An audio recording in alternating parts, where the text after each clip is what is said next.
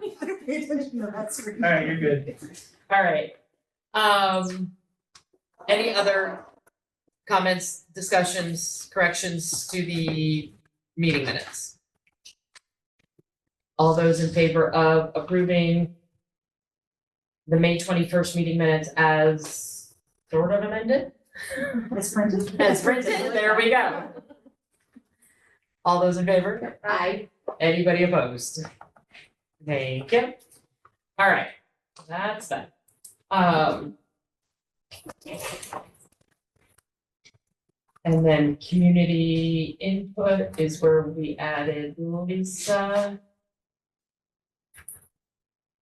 So do we want to do public comment? Anybody? My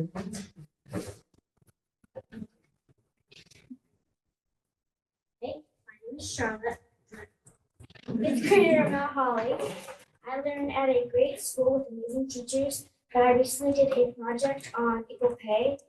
Throughout my project, I learned teachers in TSU are not paid fairly. Many of them are paid down years from their experience, losing thousands of dollars a year. So I'm starting small, asking for equal pay for those who stay. Thank you. Any other public comment? Hi, I'm Noah Schmidt. It's been a while since I've attended some school board meetings. I used to be the guy behind the camera back in high school. But I was kind of catching up on some meeting minutes, and you guys were talking about equity in the classroom. Class sizes and making sure that we were doing things appropriately, which is great. And I'd like to echo what Charlotte was saying is let's take that same tact with our teachers. It's something that just feels tough in the gut of like, hey, someone can come in with the same experience, get hired and get paid differently from that same person when it comes to those level of credentials. It seems like an easy win to invest in our people. You guys have come to the towns with school board budgets. It's been tough for the past couple of years. I would strongly encourage you at the next town meetings to make sure there's a representative from the board to advocate for this budget, to explain what's going on. I think it's a very easy win to say we're investing in our teachers, we're making sure that things are equitable, that we're investing in our students through our teachers. And then quick question, I was kind of perusing the budget and trying to get a sense of what sort of funds you guys have allocated for legal fees for negotiations, and what that cost is, where are you within that, and where are those funds coming for, if that exceeds what you guys have budgeted. Thank you. Can that be something we follow up on in an email tomorrow? You could, yeah. Yeah. You couldn't do it here. Yeah, that's what I meant. That's it. Thank you. Thank you. Any other public comments? Mary Ellen Ringolo, Ludlow resident.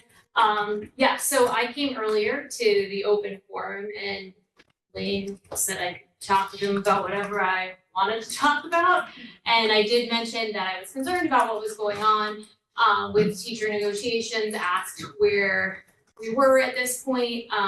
He said that the mediator has stepped out of the process at this point, and has asked the board and the union to go back to working together.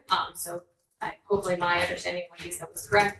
I am concerned about what my understanding of the situation is, and again, like, maybe my understanding of the situation isn't correct, but in my understanding of the situation, the problem dates back to when Two Rivers Supervisory Union was created, and folks were, had to be assimilated onto the same pay scale. And it's left some of our teachers who have been here for a long time at a deficit. And our faculty and staff of our schools are our greatest asset. We wouldn't be the schools that we are without them. They are invaluable. And in particular, those folks who've been here for a long time are a huge asset because they can hit the ground running at the beginning of the school year. They're not learning legal policies. They're not they're not even having to get to know the student body in many cases because they know all of our kids. They've been here. And whether or not they've had that student in class, like it's a small community and so they know each other. And I just like, I hate for anyone to feel undervalued. That should never be the case. And then B, worst case scenario would be if we were to lose any teachers, particularly when we still have openings I know we have openings at Ludlow and apparently we have an opening in Mount Holly too. So just, I know, and let me step back and just thank all of you for working to come to this agreement. It's not easy work. But I guess I would just advocate for making sure that we're finding a path forward that helps our teachers who have been here for many years feel respected, valued, and important. Thank you.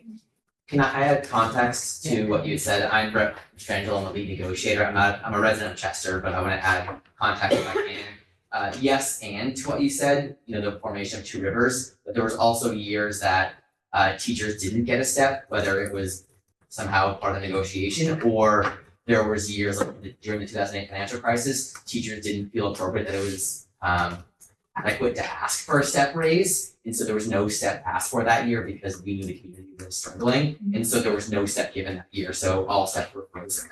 So there were times that steps just weren't given, weren't provided, weren't asked for. So that's an additional reason to formation of the Two Rivers. Yep. I'll start. Kim Southbridge, Boulder resident. First, wanted to say we had a great kindergarten celebration today with Mrs. M in Ludlow. The 6 kindergartners did tie-dye t-shirts that they'll be wearing on Friday, hopefully, if they cooperate. So that was great. Secondly, I just want to echo what everyone else has said. These teachers, one of them was my teacher in first grade. It's not ageist, so don't worry. But I think we owe it to all of them to do the right thing and make them happy, make them want to stay. We can't afford to lose any more teachers, I think as it is right now, we're already looking at 3 new teachers right this year? 3, 2, 3. We've hired a couple. Prior to 3. Yeah, so, and we're still looking, so I just would hate to have more, it's not go our way and more leave and we're in worse off shape than we are right now. So just hoping the board can do what they need to do. Thank you. Other board comment or public comments?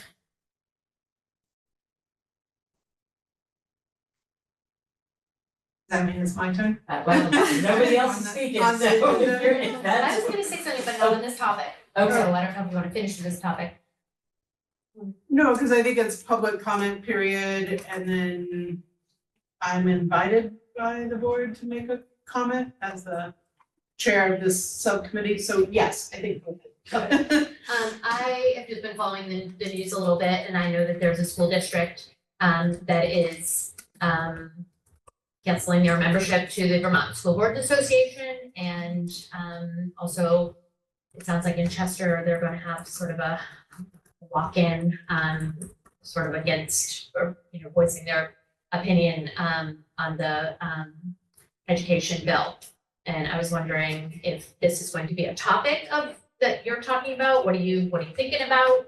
I just know from my experience on the board, working with the School Boards Association, maybe get a whole lot from that. And I don't know, I think that's a big chunk of money to be a member of that. And I'm not sure they're not representing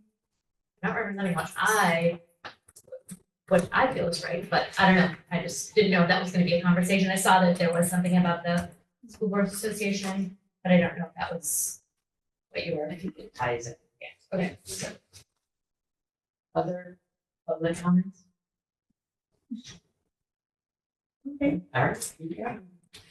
Well, I'm happy to be here too. I'm Lisa Sanders. Maybe that's a southern thing that it's Sanders instead of Saunders, but. Sorry. No worries.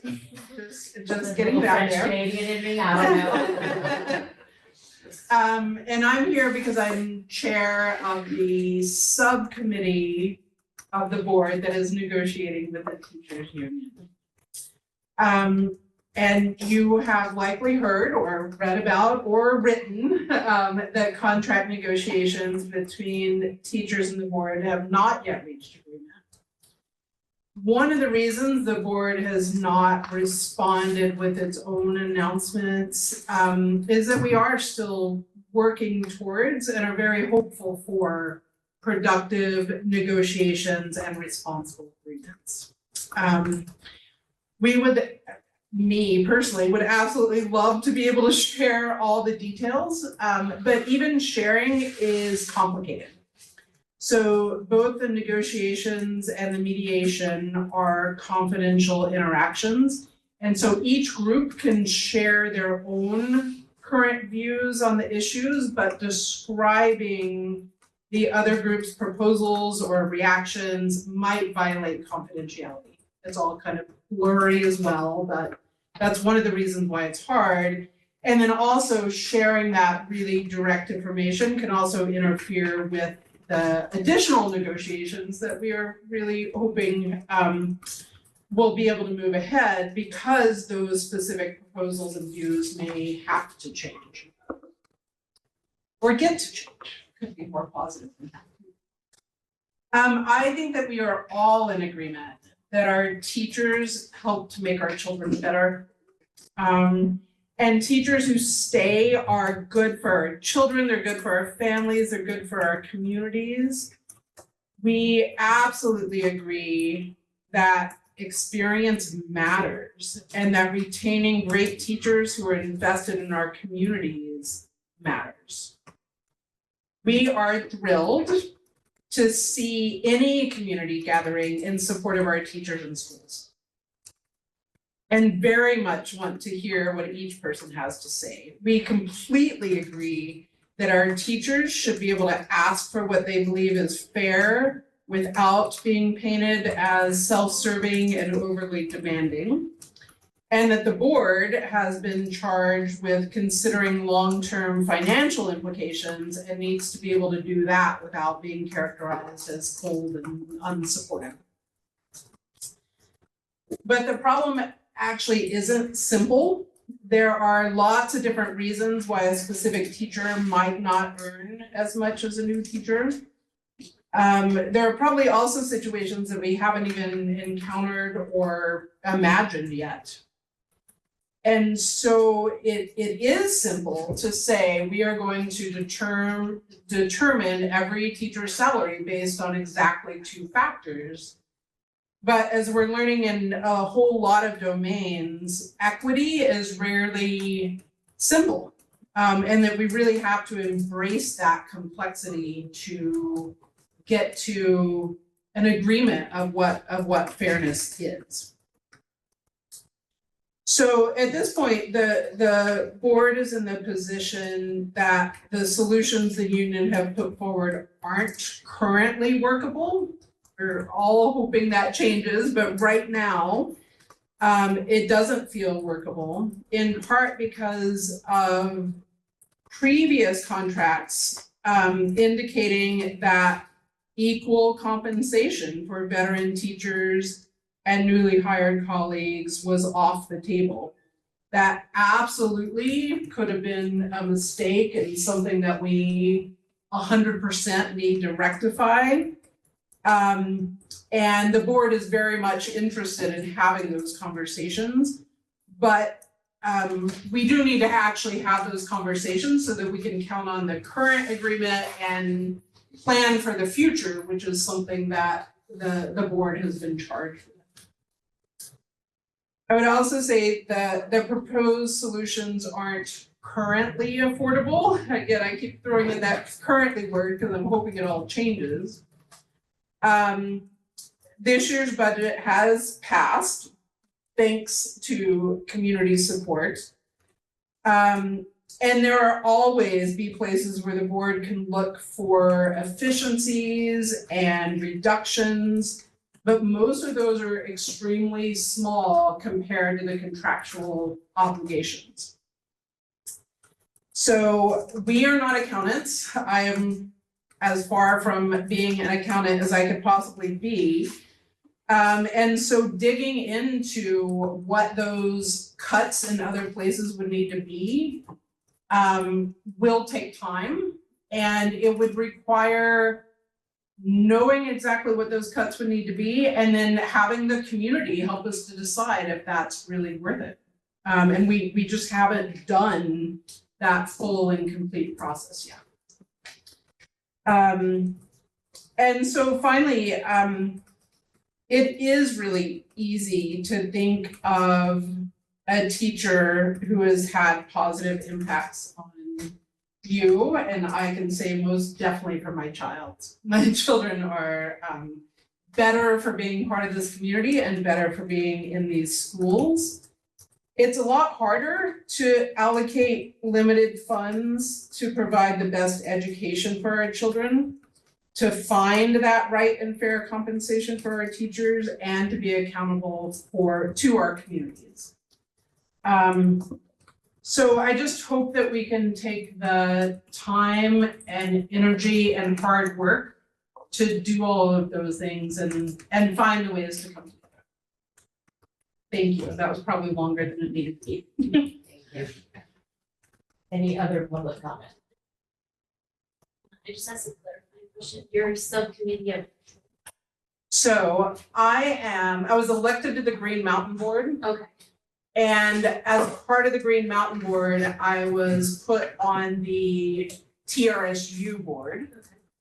And then the TRSU board has 4 members who are part of the negotiating committee. 2 from Ludlow-Mount Holly, 2 from Green Mountain. And then those 4 people picked me as chair, I guess, because I was willing to, deal with minutes and motions and stuff. and Yeah. so we're currently negotiating a common contract between both sides, right? Or Between, in the whole In the SU. whole district. Yeah. Or the whole SU, that's right? Yes. Like our district and Green Yes, Mountain I'm sorry, district. Chris. SU. Yes. Okay. any other public comments?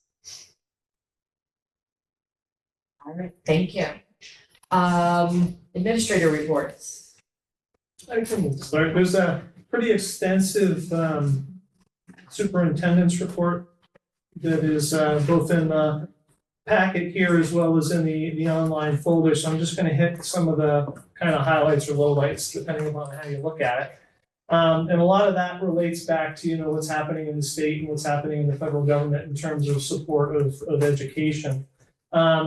One of the big concerns when we went into the budget season was what was gonna happen with the consolidated federal programs, basically our title funds. Those grants that we received from the federal government that usually account for about 10% of the school district's overall money to be able to spend. The state has been allocated the funds for title for just about everything except the things that we anticipated they wouldn't provide. So they have not allocated money to support the grants for educating migrant children, for enhancing educator quality through professional development initiatives, for literacy education and for civics education. Those have been cut out. And it looks like we probably are not going to receive them. In terms of the federal budget process, that is starting to get going right here and now. The White House has sent over its proposed budget with $6 billion in cuts to education. The status of House Bill 454, what has happened is you've got basically 3 different versions of the bill from 3 different groups. So with pretty big differences in terms of what they are looking for in terms of education reform.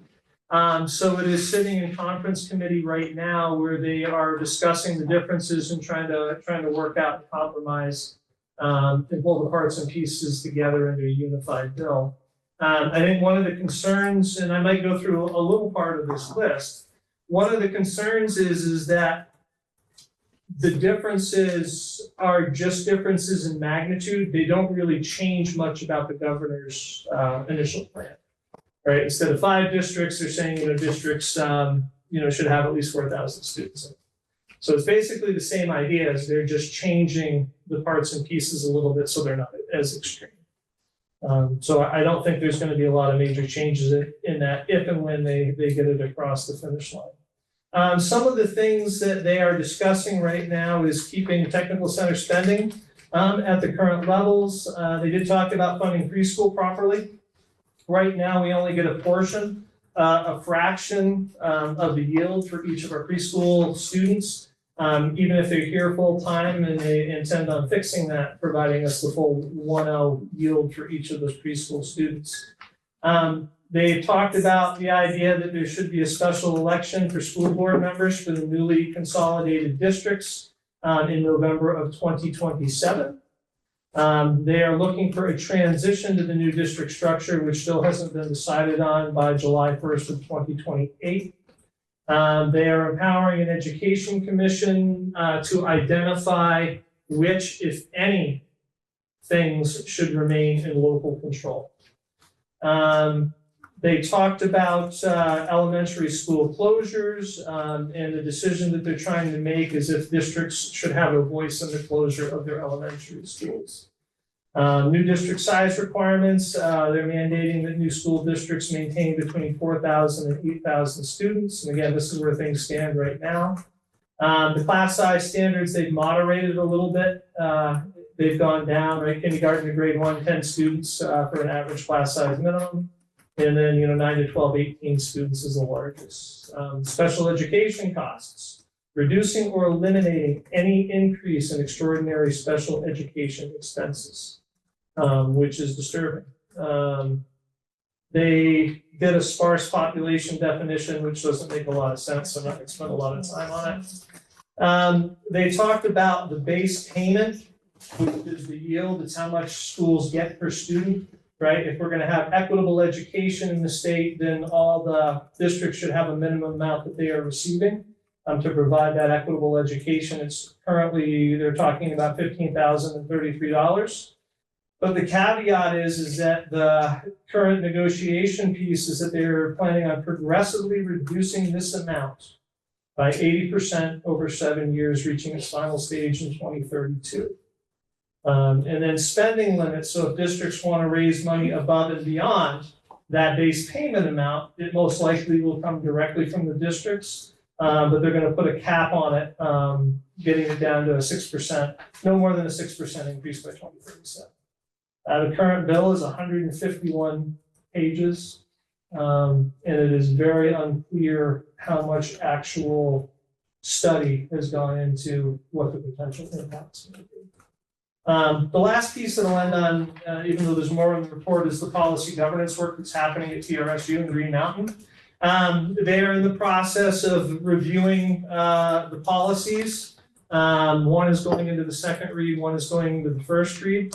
Some of the work that is going to be happening this summer with the administrative team is you have what are called the end policies, basically the goals that the district is supposed to be working towards. And you have shared goals because you were a part of the picture of a graduate, which is what they're using to develop them. Our job as an administrative team over the summer is to take a look at what that requires, interpret it in terms of best educational practice, provide that interpretation, figure out what data is going to be used to measure progress towards those goals. And then at the beginning of the year, it will be shared with the faculty because they're the ones that are going to be helping us do that work for their input before it is finalized. But the intent is to keep this board up to date, just because some of that work is probably going to cross districts, and it should be beneficial. Other than that, questions, thoughts, concerns? I was looking back just at the special education costs. Did they kind of elaborate as to what they mean by the extraordinary special education expenses? What's the circuit breaker limit right now? I think it's like 67,800. So anything above that, we get a higher rate. And so, if you get a student that comes in, extraordinary expense, some are 200,000 or 300,000, then, add a little bit more for transportation, those would be considered extraordinary expenses. Yeah. Julie? Thank you. Going back to comments you made earlier about the loss of federal funding, did I hear you correctly that that was money that we hadn't anticipated on receiving, and so we didn't put it into next year's budget? We had talked about it. We did put it in. Green Mountain wanted it in the budget, so they did put it into their budget. I don't think we put it in on the Ludlow-Mount Holly side. But you do have additional funding that was built into your budget Right. for Yeah, 'cause we reserves. split those, so there's, I think, 20% of salary and benefits for the SWPs, school-wide teachers, the title reading and math interventionists that we pay out of local funds. Do you know what the value of the loss is to LMH? This just came out from the Superintendent's Association about a day or so ago. We'd have to take a look. Those are typically grants, at least for our district, that we are probably not receiving a lot of money for. Just because the students that they serve, we don't have. Okay. Yep. Okay. The other title grants, right? Right, Yeah. I, Yeah, I tell you, like, it was other things that aren't getting paid for. like Title It's, 3A and Title an opinion. 6. Yeah. Usually Title 1 and 2 are the big ones for the month school, sometimes Title 4. It's a good question. Any other questions for Lane? Principals?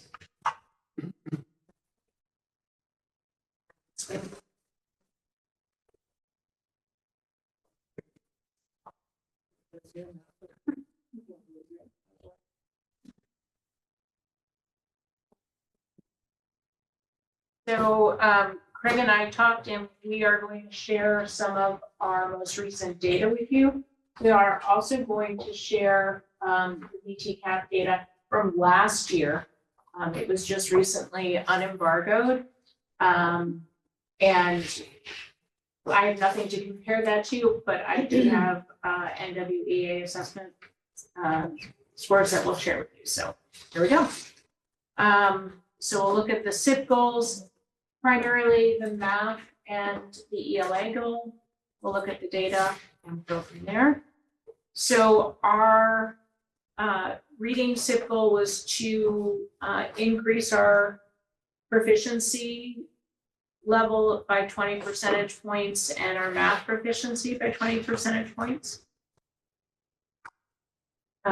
This is Ludlow's NWEA MAPS data. It's a 3-year comparison. And the N size varies because of the 62 students, 33 are still here from 2023. 43 students are still here from the 62 are still here. So that's where those numbers come from. So you can see that I've banded proficient, approaching, and emerging. And at Ludlow, thanks to all the lovely people sitting in this room, we've been able to, we had a 44% increase in our math based on the NWA MAPS assessment from spring last year to spring this year. So definitely something for us to celebrate. In reading, same comparison, N sizes are there. We increased our reading from 2024 spring to 2025 spring by 51%. So again, lots to celebrate. And, you know, I attribute that to we've implemented both reading and math intervention blocks. We hold regular data teams. And this past year, we split our math into 2 sections. So we have all multi-grade classrooms, but math is taught at an individual grade level. So we attribute some of our success to that. Last year's spring BTCAP math, there were a total of 42 students who participated. Last year, we had 31% of our students in math that were based on that assessment in that proficient or better category. In reading, we had 63% based on the BTCAP. So once we get this year's assessment that's unembargoed. May not be until next June that I'm able to share those comparisons with you. We'll see. They kept telling us they were gonna release the scores, and they just now did. So lots of things to celebrate as we move forward, and we'll keep working hard to keep teaching math and reading here at Ludlow Elementary School. We also sent out school climate survey data, teacher and staff climate survey. We had 9 of the 37 of our teachers and staff complete the survey, so a completion rate of about 24%. We had 5 of 54 families complete the survey, 9.25% of our families. And just highlighted some of the things that stood out to me as I was reading through. And again, when you have such a small sample size, it's really hard to determine, is this really accurate? Is it how people were feeling on the day? So take it with a grain of salt, but some interesting things to think about.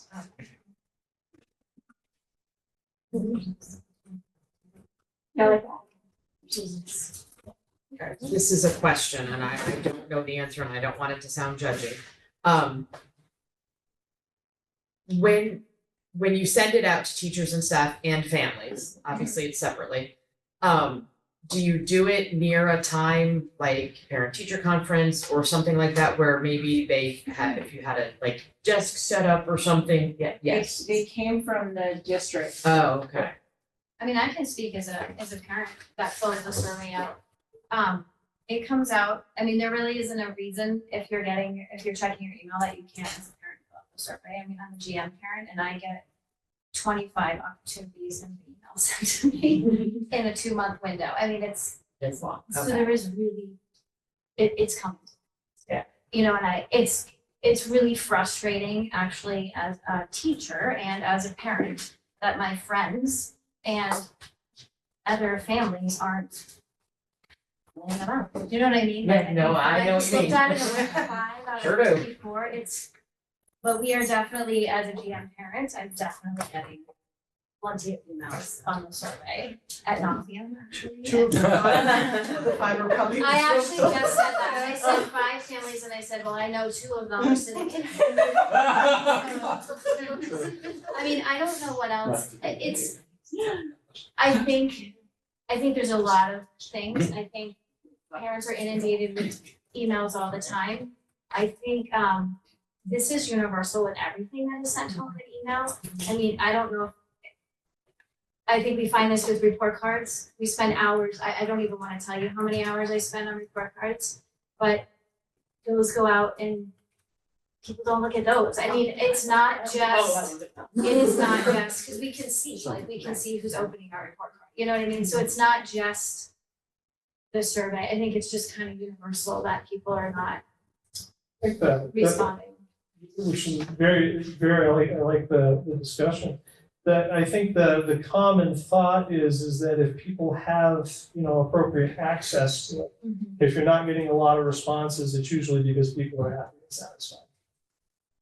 I think also too, in a digital era, and your words, like we're inundated with emails. We are flooded by emails and, texts and whatever. I think it's all about like right time and right place. So maybe even if it's go old school and have paper surveys that are passed out at the concert, or it's just finding that right opportunity when people are present and have a minute to sit down and respond. And in this past, for the fall conferences. I was gonna say, didn't you have paper copies of We it? had a paper survey, and at that point I had 12 or 13 that were returned. Okay. Just by how many people who were at the door and, checking in for conferences, and got more that way Yeah, than I actually did in the email blast. it's that personal connection. Well, and I think too, most people try to do these things on their phone, and there are a lot of phones that won't run the survey. Instead of sitting down at a computer, because Yeah. I mean, I'm pretty old school and sit on a computer, but Yes, you just have to But I think most parents don't have, a lot of parents don't have computers and they open them on their phones. And there are, like, I think there are a lot of programs that aren't compatible. I mean, I know that just because people will say, oh, we tried. Gotta get to a computer. And so it could be some of that too. And Jen, my administrative assistant and I talked today about, making sure that we're getting forms back, getting things back. And we talked about perhaps in the fall, when we come back, having a couple of laptops set up in a conference room, so as parents come in or here early, hey, did you get a chance? Oh, no, let us walk you through that, let us help you out with that. Yeah, So we do that, that helps a little bit. Yeah, so we'll try and, I mean, people Yeah, are, right. I don't want to, people are trying, I mean, I know that the schools are trying really hard and the emails go out. I can say that I've actually tried to open those through email and then like if something happens while you're in the middle of it, you lose it. And I literally lost like really good written stuff that I've done. And then I'm like, I guess I better just go open it in the computer because now it's all gone. Or you don't go back to it at all, because you're Right, frustrated. Yeah. And to like piggyback on what Lisa was saying, like, I have 4 emails, and my personal email, I have 2 work emails, and I have the board emails. Like, I'm checking emails all effing. You're checking them a lot, Jen. And then all my nursing charting is on computer. I'm in front of a computer. The last thing I want to do when I get home is get on a computer. Yeah. Like, that is the last thing I want to do. I'm not even on my computer. I still have my paper here. So, and I do read my report cards. I never sign them, but I read them. So Another thing as long is- as you open them, they know. Okay. How long Go eat dinner and come back. Sorry. How long are the surveys? it's about 20 questions. So I feel like that's also, so my background is in user experience and people can only handle 7 things at a time. That's like the maximum, and if they have more than 7, it's a, deterrent. So maybe it's like consolidating some of the questions and just making it a little shorter, easier to answer. And we've had that at the leadership level, the admin council level, we've had those discussions. Is this really the right tool? Is it giving us information that we really need and that we value? Is there a better tool? Is there something that's user friendly that we can think about moving forward? And personally, after seeing how many came in this year, I'm thinking that we need to rethink how we're doing it and the information that we're asking. Yeah, I mean, we live in an era where it's like this is feedback, All right, I'll jump to, if we're talking about climate data, I'll go to my last slide and just start with that one. We have almost similar low response rates. It's exactly the same. So I didn't repeat that, but for the folks that did answer, there's some real positive glows, and there's a couple of areas of growth that we need to work on too. So we do really value. Yeah, I'm just glad the gym floor is not on there anymore. yeah, remember that. Groundhog's Day. Yep. So any questions about RD? I wish it were 100% thought perspective, sad 100%. Yeah. Okay, so I'll share some information about our data. So, when we build these improvement plans, we start, so it's for the 23, 24, 24, 25, 25, 26, it's a 3-year plan. So we're also using MAPS data and VT cap assessment.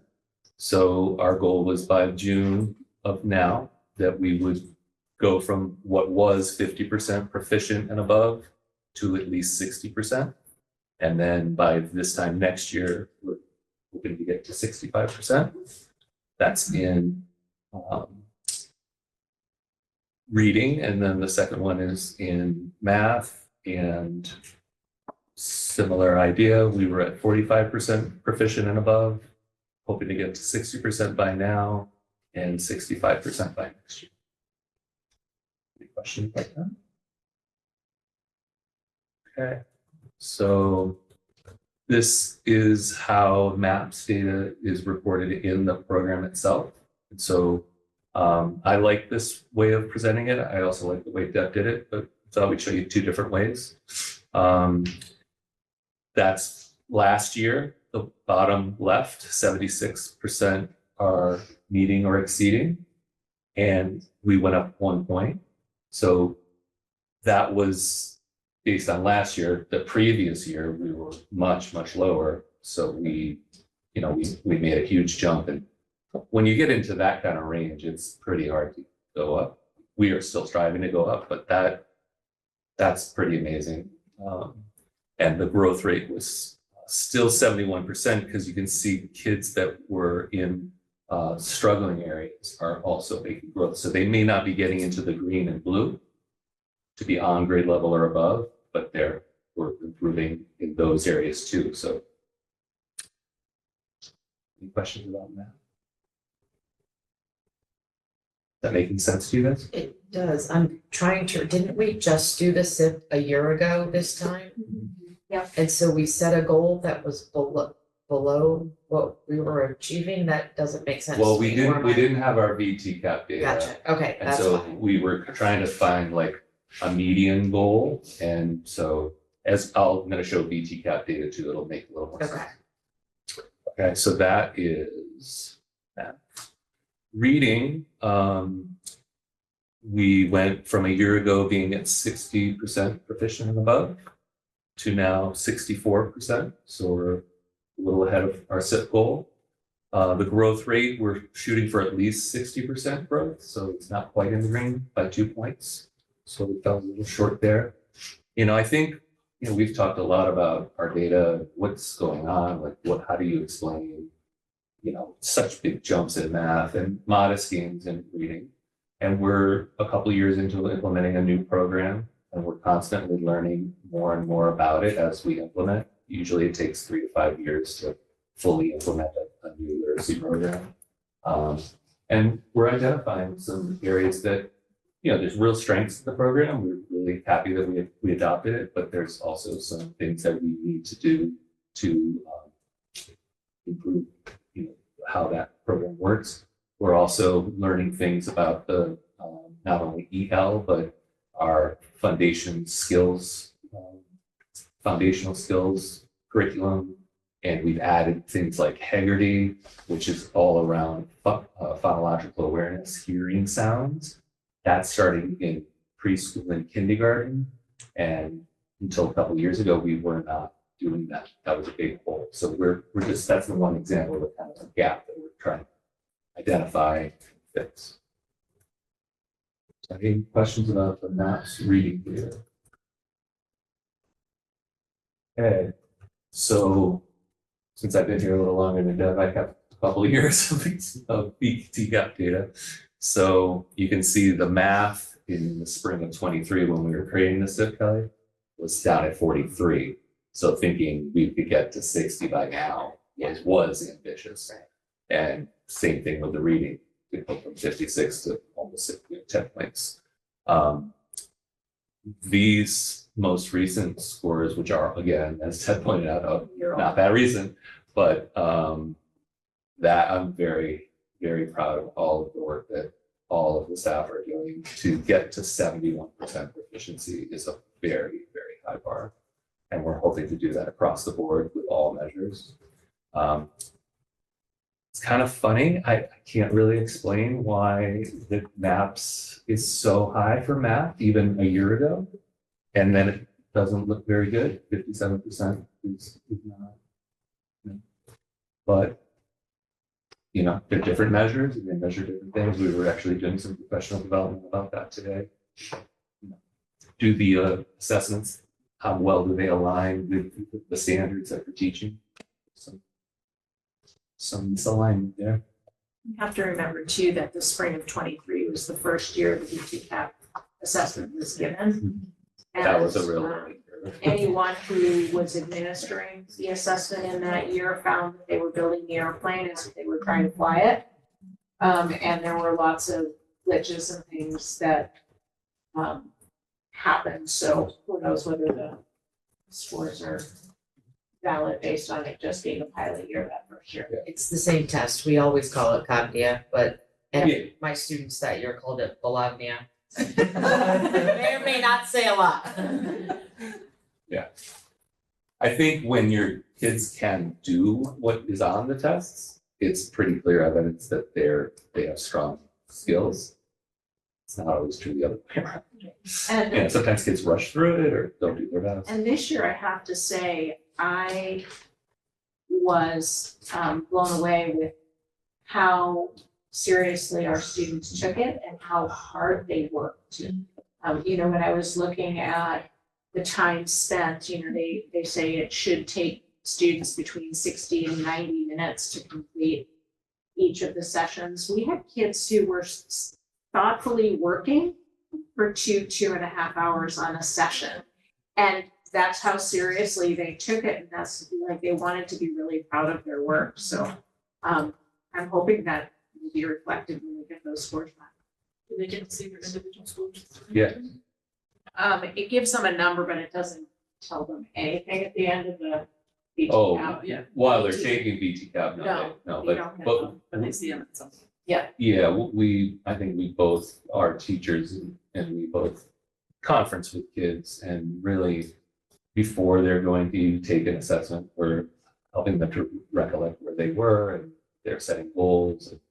And they're doing that not just for these high stakes assessments, they're doing that on a routine basis and preparing for their conferences. Any questions for Deb or Greg? I've got one more slide. Oh, sorry. Actually, just to put some context on this, so I'm looking at the 2023 because the 2024 is, as you're saying, it's just coming off embargo. But the state of Vermont for mathematics in 2023, weighted average for the same grades was 39.7% of the students at proficiency. So you're doing very well compared to the state. Let me see if I've got that for ELA too. I should. ELA was 52.4 for the state. So even in 2023, you were ahead of the state average, which is really good. Considering this idea that if we're equalizing how much funding we're providing to all the schools across the state, and there was a correlation between funding and student performance, everything else being the same, that everybody should be average. And so even before the changes, you guys are doing very well. Yeah. And I appreciate you pointing that out, Lane. It's actually a great segue to my last slide because I want you to understand how hard what our two schools are doing and the amazing work that our staff are doing. You see numbers like this and you're like, is that good? Is that good? How good is that? How does that compare? And School Digger does an analysis statewide. You need to sell this? Oh. Yeah. Amazing. People I don't even know are coming up to me on the street and like, what? And this used to be routine from Mount Holly School. For many years, you remember, like we were top 10 school and COVID really set us back. But you can see down there at the bottom, their scaled score is 89.4, which is actually a tie for 10th place with Rumney and Memorial School. So, the level that our two schools and our kids and our families and our staff are achieving at is really, we're moving in the right direction. And that's with a new, approach to literacy and, So you jumped 46 ranking Thank you for points. noticing that. And if you actually, you can click on those little like triangle things, that's the biggest jump on the entire 100. 300 kids, schools. No, it's however many, 133 schools. Oh, yeah. And when I ranked it, I actually found out like little schools like Orwell also had a big jump, and other little schools. Well, that's another reason I wanted to share this chart with you is, if you look at the student numbers in that first column, half of those schools are big schools like Shelburne, whatever, Charlotte. But half of them are tiny, mighty schools. So what the state is selling is a lie. It doesn't matter if you're big or small. It matters the quality. And if you look at the money, we're the second lowest spender out of all of those. And if you look at the poverty rate, that's astounding. So we have a lot to be proud of, and we need to support our teachers.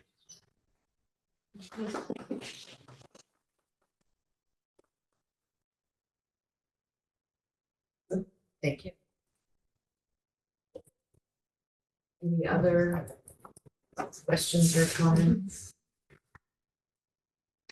Thank you.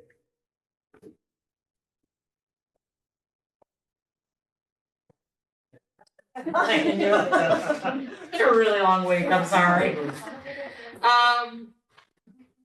Facilities, I know we haven't had a meeting even though we keep saying we're going to. So the idea of that was discussed last week was that the part of the administrative team with Todd would get together and try to put together a priority plan. So we're gonna get that together for the summer. Okay, good. Yeah. So that's the big that's going on. Curriculum report? Lynn, are you gonna give me a share rights, or are you gonna display the PowerPoint for me? Just to share screen. Try share and see what happens. Okay. Yeah, I threw that permission on at the beginning. There we go. Let's see. Yeah. See the presentation? And I'm gonna minimize this one. Yes. Okay, perfect. Thank you for having me this evening, and I'm going to report out on a couple of things. First is the revised mentoring program. Then I will show you some graphs, although it will be a little bit of a repetition about student performance, and then I will give you an update on current initiatives for the district. So the mentoring program, I don't know how familiar you are with TRSU's mentoring program. We actually have an excellent program. The more I become familiar with it, the more I'm fond of it. We have some excellent leaders. Every school has a leader, and they do an excellent job in keeping the program up and assisting all the mentors. I know that in the audience today, you have two of our leaders. You have Margaret Dunn and you have Lisa Marks among the public today. I also want to acknowledge the work done by Ellen Cameron, Jill Wilson, and Angela Hutchins. They are the leaders. They are bringing this program up. They work tirelessly to make this program successful for the new hires, and they support our teachers. They also support our mentors in the building by hosting monthly meetings. So we have training in the summer for the new mentors, and the mentors have all the support they need to continue this program. Recently, we have revisited the handbook. We have made some improvements. We have changed some of the questions on the feedback surveys for mid-year and end of the year. And what I'm going to share with you today is a collection of, like a summary of the feedback we received for this year's mentoring program. All the mentees have indicated that they have actually, can you still see it? Yes, right? They felt that this program, can you hear me? Yes. Yes. I didn't hear back. I was like, oh God. They felt that this program is really strong, and they established a strong relationship with their mentor, and they also expressed a high satisfaction with the structure of the program. Other areas for growth that we have identified were suggestions about the onboarding process for the new hires, and we are working on increasing the number of orientation days from 2 to 4. And a clear difference between the role of a mentor versus the role of a coach. And to summarize their findings is that often mentees approach mentors from the angle of coaching rather than the structure of mentoring per se. So at the last mentor leaders meeting, a suggestion was made as to offer some side opportunities for coaching for new hires, and we're going to work on those. And we're going to offer something like office hours for new hires to access some of the more skilled teachers and the different curricular resources to offer support for the new hires. And that's something that we're going to launch this year. And we have identified a couple of people that will help us with this. Also, we will continue to offer in the summer a refresher, but also an introduction to the curricular resources we use both for math and ELA. And we will open those sessions to up to 30 teachers for anybody who needs a refresher before the beginning of the school year. And these are all suggestions that came from these surveys. Other suggestions were about like scheduling a more consistent time of the week for the mentor leaders to meet. And this is a little bit of my fault because I kept changing the meeting weekly according to all the things that were going on. So I will be more careful about scheduling a consistent meeting with the leaders. Leaders are also really busy. They have a lot on their plate. So we're going to be more considerate about their time as well. Do you have any questions about the mentoring program? So all the documents that you will find on the website have been completely revised. I updated the new handbook. So any feedback will be really appreciated. All the surveys, if you want to look at those, I have the surveys, I have the new language, and all the forms have been revised as well. So whatever is on the website now is pretty current and up to date. Any questions? I don't think so. Thank you.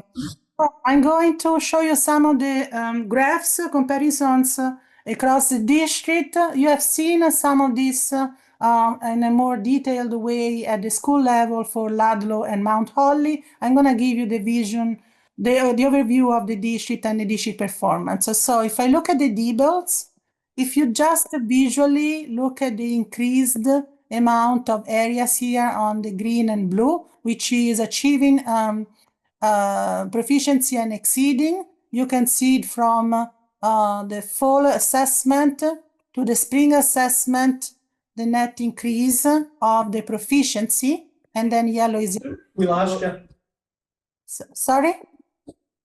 Can you hear? You were coming in and out in terms of the microphone. Can you hear me now? I'm getting closer to the screen. Yep. Yes, okay. So usually if you can just look at the green and blue areas of DBLs assessment from the fall, which is the column to the left, to the right column, you will see a net increase of the areas in green and blue, which show proficiency, which is the green one, and then exceeding proficiency, which are the blue areas. So with a couple of outliers, you can actually see that the whole district is showing improvement. And to dig deeper, if we look at the NWEA maps, you will see that in the primary grades, with an outlier on kindergarten here, which I don't know why in the fall scored a proficient at 78%, so this is clearly an outlier. All the primary... Yes? Preschool, I think, explains that. Yes. That half of our students and soon to be 3/4 will have local preschools in the school. They're ready in the fall.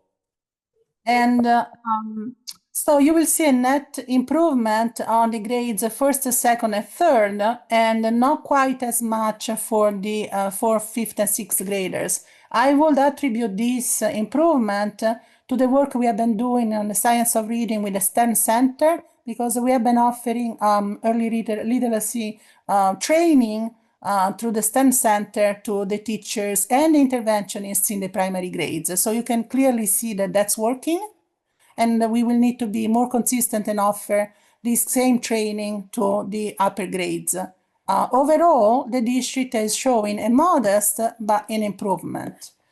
In math, the improvement is very tangible, and if you look at these graphs, it's just outstanding. The growth we have had in math is amazing, and I would attribute this one to the OGAP training, and I know Julie is in the audience today, and she's one of our trainers. And one of the goals of the district is to continue to offer OGAP training until every teacher in the district will have at least one training session under their belt. So we this year, you can clearly see the improvement on all of the grades except like this outlier here, and we will continue to offer training. So this is some statistics, and I want to show you quickly the VCAP assessment. Although, as you know, and we have several times today, you have reinforced this idea that the VCAP, we're in the second year, the data has been just recently disembargoed. And if I do a comparison over the last 2 years, which really is a stretch, because for being relevant, we should do a comparison between 3 to 5 years of testing.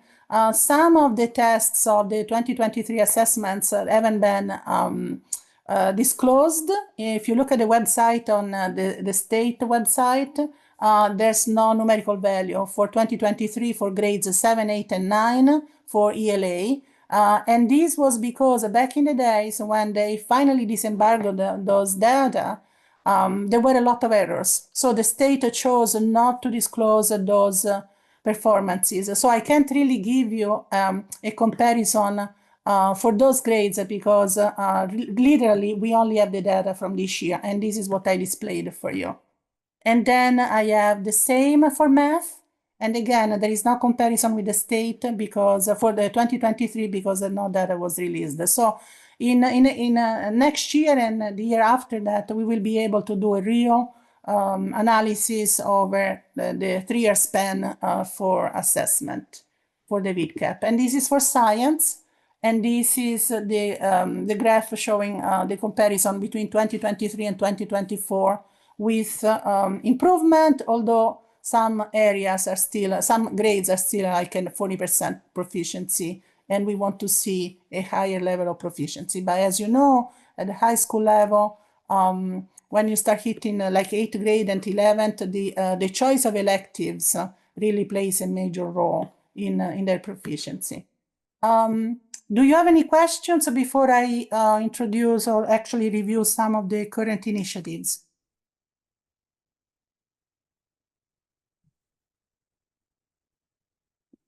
I think.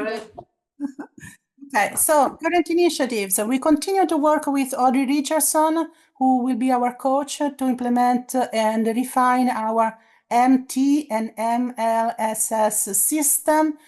We will have some summer training. 3 of our principals are going to the BEST Institute, and they will attend the strand on MLSS implementation. And then they will report back to the rest of the team, and with the help of Audrey Richardson, we will refine our system, and we will strengthen our EST team, the referrals, and the support for the students. The plan is to have Audrey work with the different teams in the schools, modeling the EST team meetings for them, assisting them, and giving feedback to the teams and identifying areas of improvement. And then she will also have monthly meetings with me of 1 hour every month, just to let me know what's going on in every school and how we can move forward. So this is a big initiative for us, and is very important, and we are putting a lot of effort into this one just to make the system better and to better support our students. Today we had the last meeting with Emily Gilmore for the Community of Practice, the Ethic of Care initiative, and we are trying to finalize a tool that will provide us with some formative assessment regarding teaching practices in the school, that range not just from academic practices, but also the level of empathy, the level of care for the students, the student voice and agency, and so forth. So today we looked at the tool that we have created.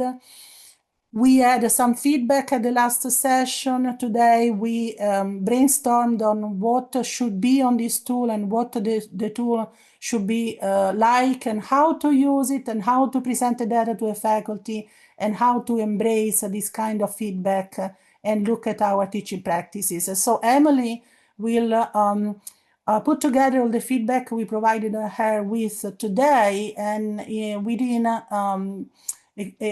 by the end of June, she will give me a revised tool that I will then present to the admins for review. And we have other ambitious plans for professional development in the summer. Lane already introduced you to the policy governance work that we need to do, and we will also tackle the issue of report cards as well. What questions do you have? Questions? I'm not seeing any questions, thank you. Thank you so much. Thank you. Financial. We are rolling into the end of the year very quickly.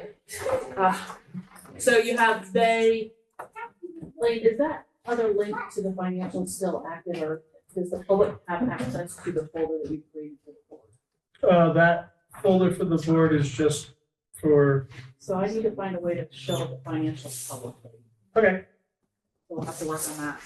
So you have May in there, we spent 88.39% of the budget at this point. Well, the 11 months, it should be around 61.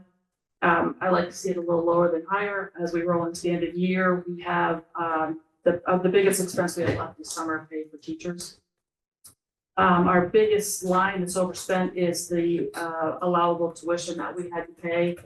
And that, if you remember, is the report that we get back to the state of what schools are allowed to pay, and if it's above a 4% increase, then we have to pay them the difference. There's a cap on it as well. But the biggest savings we have is tuition. We have about $200,000 savings in tuition. So that's good. The kids seem to move quite a bit. You think that they'd be in school and be there all year, but that doesn't really happen. Special ed assessment was the wild card as we go into the end of the year, to know where we're going to end up with that. People don't seem to bill all year long, and then all of a sudden all these bills come out of the woodwork, which is frustrating. So I just want to also have you keep in mind that we have a $497,000 offset from carryover as our revenue in our budget, which means in order to use that, we will have to deficit. Our budget's going to look like a deficit in order to use that. Never understand. To use that carryover. Does that make sense? Yeah. So there's not a literal revenue that we're going to collect because it's a surplus from a prior year.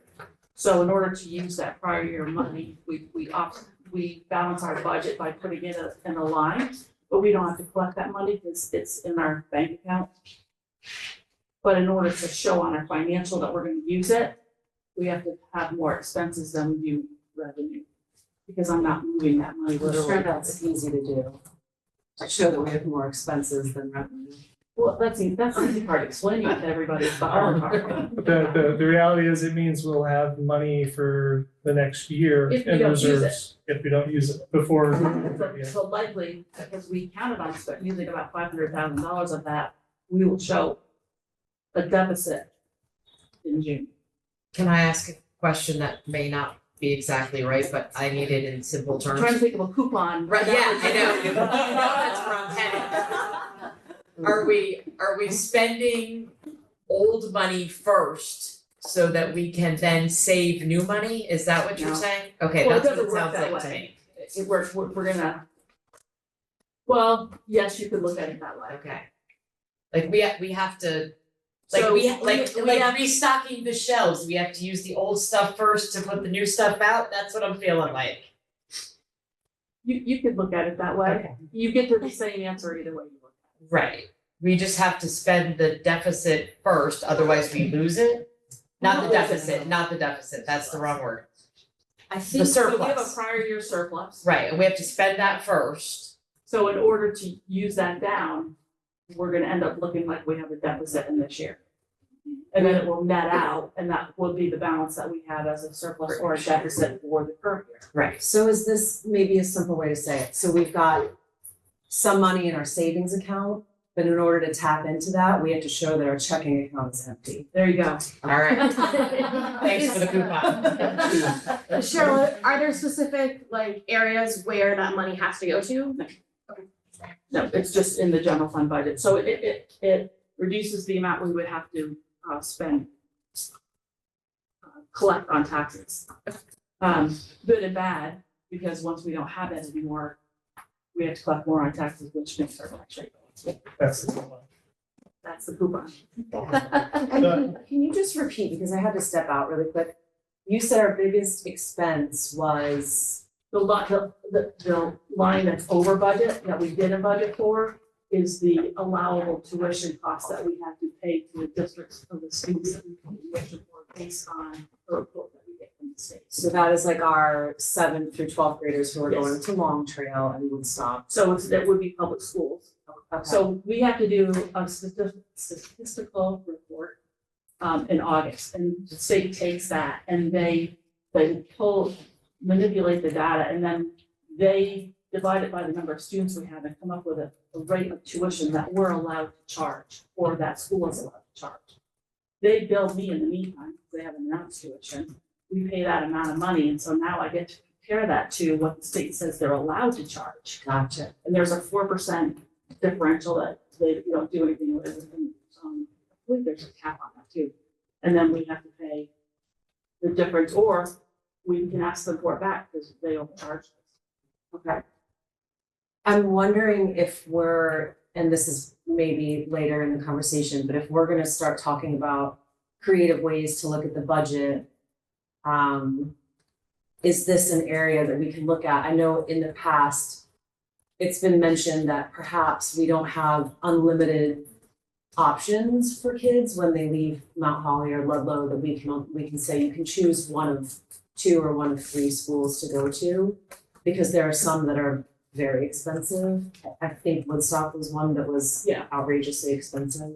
So unless we made an agreement with them about what they would charge us for tuition, we're at the mercy of what they announce.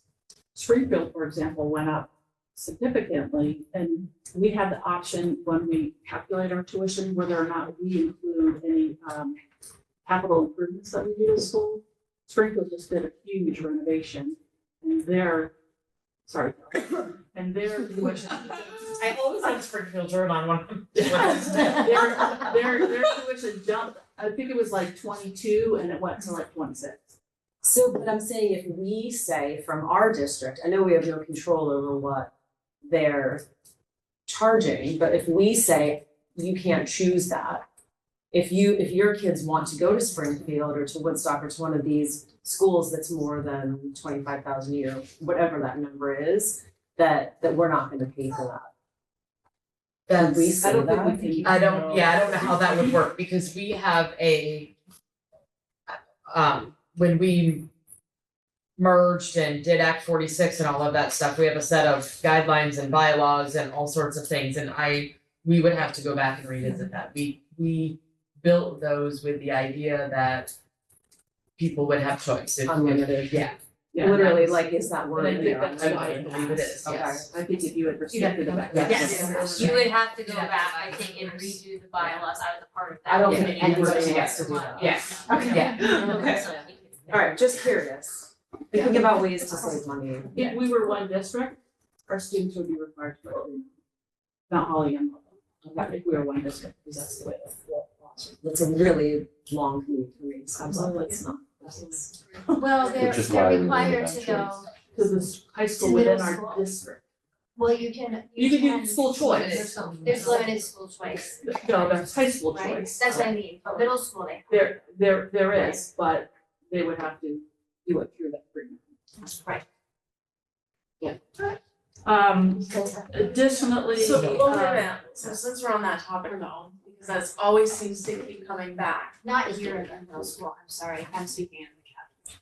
Well, no, but it's like if she says if we were part of or one district, and they had seventh and eighth grade had to go to Green Mountain. Right now, it's And then there's a limited amount oh, of people that can that's where I was going apply. with it. There's a limited amount of people that can Right, apply. so all your Mount Holly kids that go to Mill River, because half of Mount Holly goes to Mill River. but and I believe it's also public school, so the students that are going to like Montreal, OMS, Rock River Expeditionary, that they could, because no money follows these students. But if there's limited school choice, and I'm assuming that's limited children. That's a different thing. It's a lot. It's a, So- yeah, it's a so totally there is separate a- thing. okay, it's a lot. Yeah. If we were one district, our students would be required to go to Green Mountain. Right. But each school in the state of Vermont has a very limited ability for number of kids who can move from school to school based on some formula and rules. For Nice. like 3 kids, depending on the school. It's very limited. It has nothing to do with the individual schools.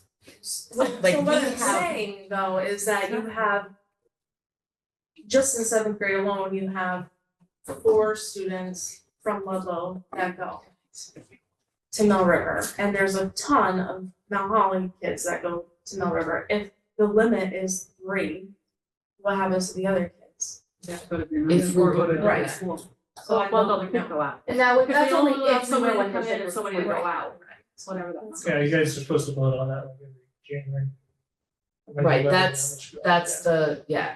But I mean, this is like we don't, like, I just wanna be clear, like, this isn't on the table, like, that's not a No, thing, no, right? I mean, no, I just wanna make sure, like, people aren't panicking here, there's no. But that's always the push, is to combine us and make us 2 rivers. I see it on all of our documents and. Well, that's because our supervisory union is different than districts, yeah.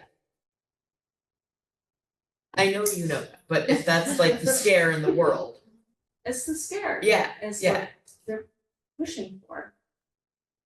Yeah, but because we are not one district, let's recircle this conversation. So we don't confuse everybody else either. Okay. We're all confused Yeah. now. I'm gonna confuse everybody. And it would take a lot to become one. So to summarize the important piece, it sounds like we've got money left over at the end of the year that we can use for something. We don't know right yet. You don't want to bet. More to come. You know. More to come in the next month, right? The end of the year is just, you just don't know what's gonna happen. I do have one question. I'm waiting to try to look at those documents. And they're all, I mean, the financial, right, and they're all so detailed, right? That it's very hard, I mean, Yeah. I would have to spend all day looking at it, you know, basically to learn almost anything. Yeah. And then what I'm wondering is the system able to produce summary reports that might be more useful for board member, not for, you know, for people, especially as we get toward the end of the year, you know. I can try to do it within the system, to do it outside the system, takes extra work. I think I can pull some, but I'll do that online if you try. No, I mean, and it might be particularly interesting to look at when we get to the end of the year. Well, Right, I provide a lot of that for you, but on a monthly basis, it's a little more challenging. Oh, yeah, no, and maybe it's something, if it's not too hard to like to do quarterly or to do from time to time. I'll see what I can do. A summary that we can actually begin to understand. Okay, anything else before I have a couple other things?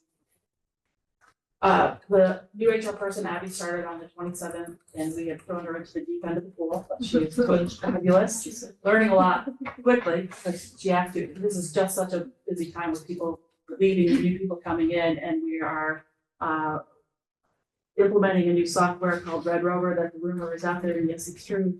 So it's gonna do time and attendance, it's going to do leave, and it's gonna find subs. And so it should make everything easier and more seamless, but you gotta implement it right, so that's what we're working. So it's been a lot of work, but hopefully it'll be worth it in the end to do that. She's been working on it since probably December, so thank you. So in saying that, I had something that slipped through the cracks, and I'm gonna have to ask you for a special meeting because I have to do the line, that tax anticipation note for the line of credit to get us through until taxes are collected. And I got an email from the bank going, are you gonna do that? I'm like, oh, God. So, I'd like to ask to set a special meeting, it can be a Zoom meeting, because it's just going to be approving the information that I received back to the bank once it's submitted. What time is that? I'm gonna ask them to have it back by next Wednesday, so we can do something, next Wednesday evening or even the following week. We just need to get it back so that we can pay the bill. When does the meeting have to be, or when were you hoping, and, Sometime before July 1st. okay, so between now and July 1st? No, between next Wednesday. No. Yes. Okay, between whatever Yeah. the date is in 7 days. Yeah. 18th, thank you, 18th and July 1, okay. Can we, are you leaving? If you want to put that now? Do we wanna pick a day then? If it's Zoom, we can be more flexible, I would assume. It has to be a body there, but that can just be me. Okay, I mean, and I mean, depending on what it is, I don't generally mind, but, I had to give the glowing pacifier to the kids in the hallway, so I don't have a calendar. Okay.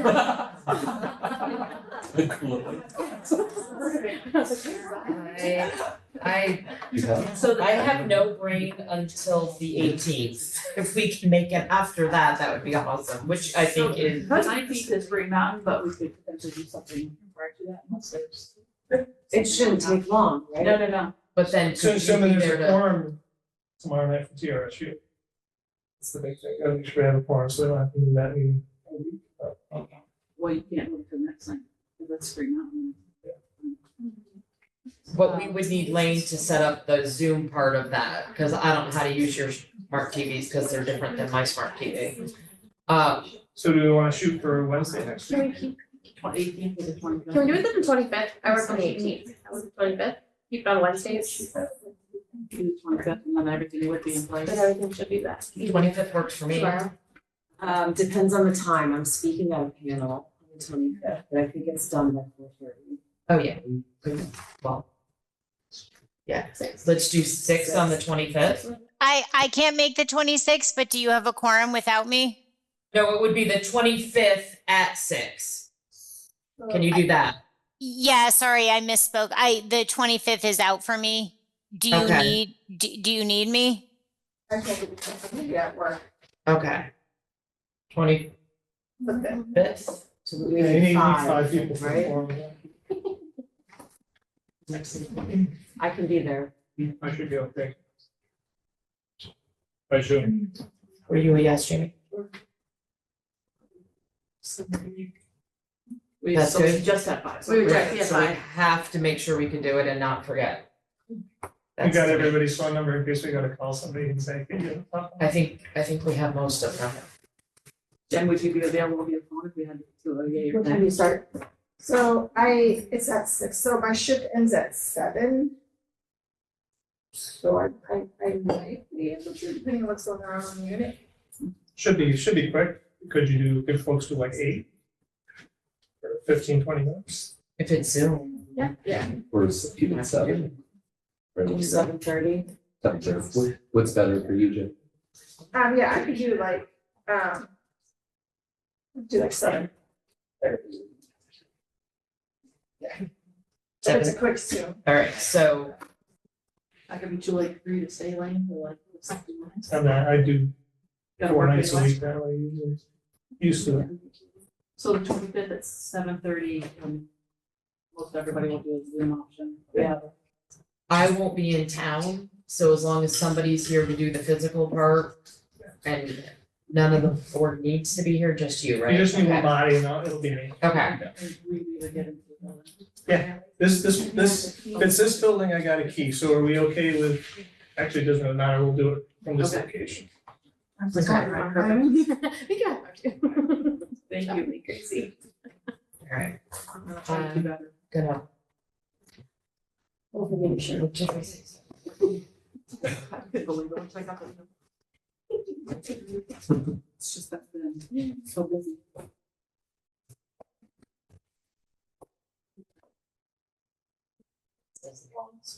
Change that. Okay, any other questions or anything for Cheryl?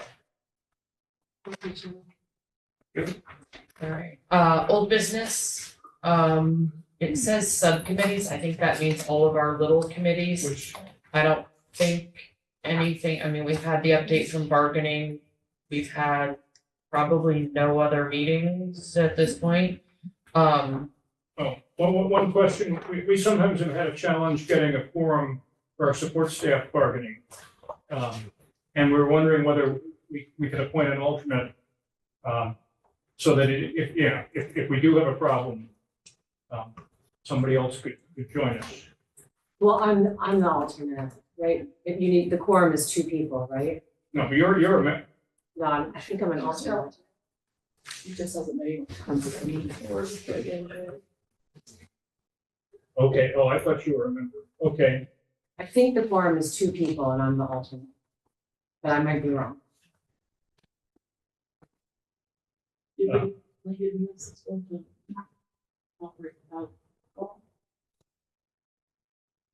well, the other possibility is that the board could delegate either Chris or I to be the person who would sign off on the TAs in the absence of a quorum. That's a possibility. Remembering that it's a tentative agreement, it means that it would still need to come back to the full board for approval at the end of the process. Is that a decision this board can make? Wouldn't it need to come from TRSU? No, but it's a So support staff for. Okay.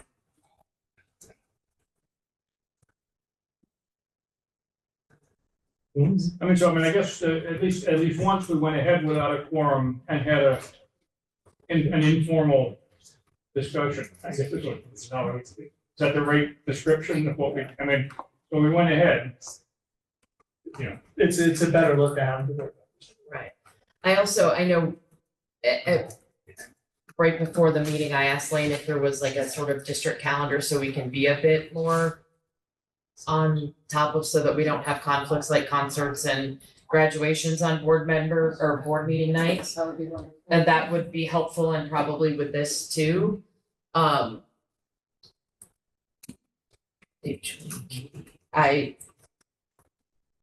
personally, I think it's important to have the board there because I think it's important that the board, for a variety of reasons, it's our job.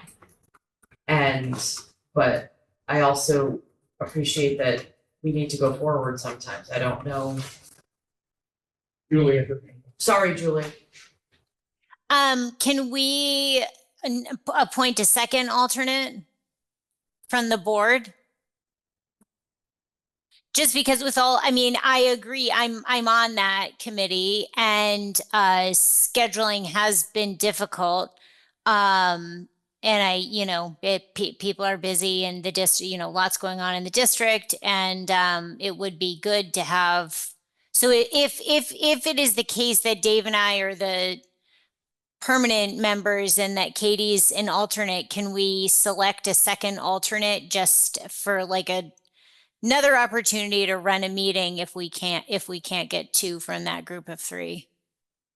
And that would mean not having to join every meeting, but being available in case there's not. You just let me know. Correct. That was what I was thinking. Yeah. That way she has the authority of the board to be able So I would have somebody make a motion to. I'll move to make Jamie a second alternate. Somebody want to I say? second that. I'll second. Thank you. All right, so there's a motion on the table to add a second alternate. And it being Jamie, discussion about that? Is it? Thank you very much. Is We it, kind of ran out of options, so I don't know. is it? I would be, and maybe we don't have the answer tonight, but if somebody can let me know tomorrow, what is the total body of the negotiation and what is the quorum? And then, just because I'm curious, and we're okay to have a second alternate, there's not any Robert's rules that we're I'll not thinking double about or check. whatever? Yeah, just to Okay. be sure, because Vermont's got all sorts of weird stuff. Okay, that would be my only concern. So you could make them, you could alter the motion to being, as long as it's not in violation of, regulation or Robert's rules. Who made the motion now? I did. Are you okay amending it to be something not in violation of Absolutely. statute or Yeah. Robert's rules? Yeah. Okay. Do I need to? I will still second that. Okay. Okay. I don't need to make the motion again. I totally got it. Okay, perfect. All right. I captured your intent. Of course you did. All right, all those in favor of Jamie being a second alternate pending, checking to make sure it's full with statute and Robert's rules. All right. Aye. Anybody opposed? Was that an opposed or just a late hand down, Julie? No, I support the motion. All right, thank you. I just wanted to make sure. But you know what doesn't make, now I'm questioning what I thought, because then it wouldn't have made sense if the standing members are just David and I, then why would it have been the case that a meeting with just him couldn't have gone forward? This doesn't say that Katie's an alternate. This chart. Right. Well, yeah, no, but even with two members, we still need two for a quorum. Oh, Okay, right, and I think at least, there were times when either you or I yeah, be there the whole time, right? okay, And- okay, thank you. And I'll go back, or maybe Lane, somebody, Sydney or you or I can go back and look and just find the meeting minutes where we redid this a couple months ago and see what we said about that, and then going forward, we'll also know, but either way, we'll either have a 3-member team and an alternate, or a 2-member team and 2 alternates, and it'll be better. Right, it doesn't change the quorum, so. Right, that would, right. Okay, any other subcommittees? Okay.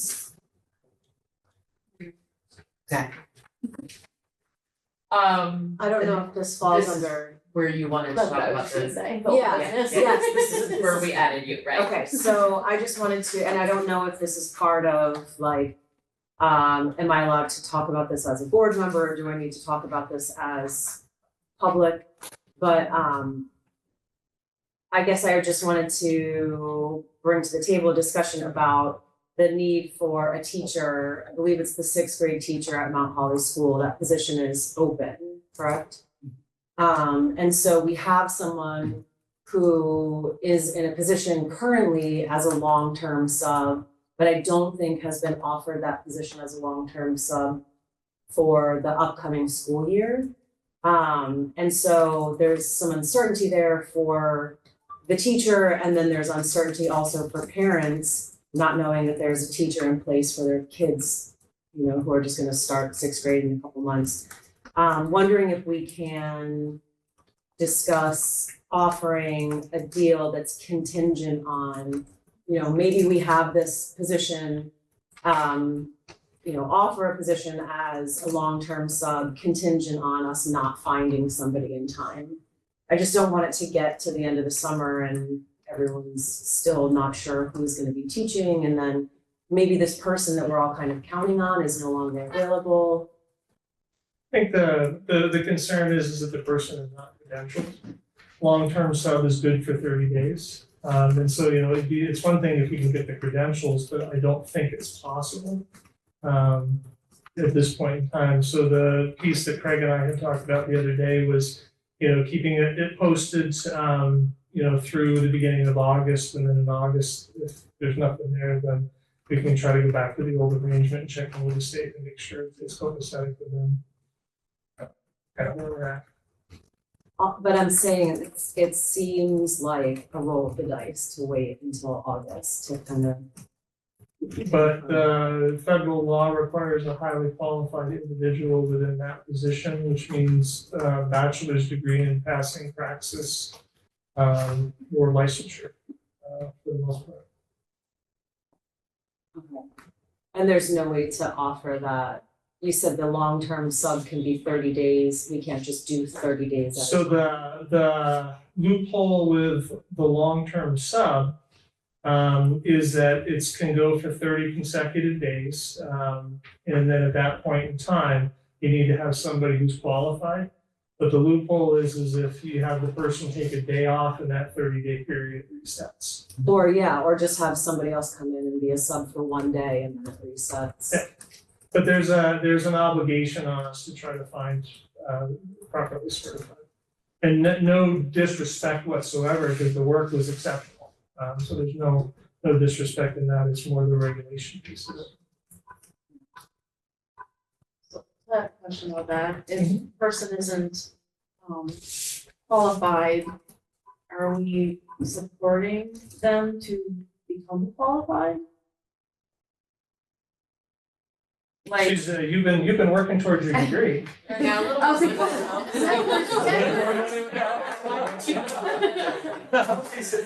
little more money would always help, but yeah, no, I'm working really hard at it and getting as much sleep as I can.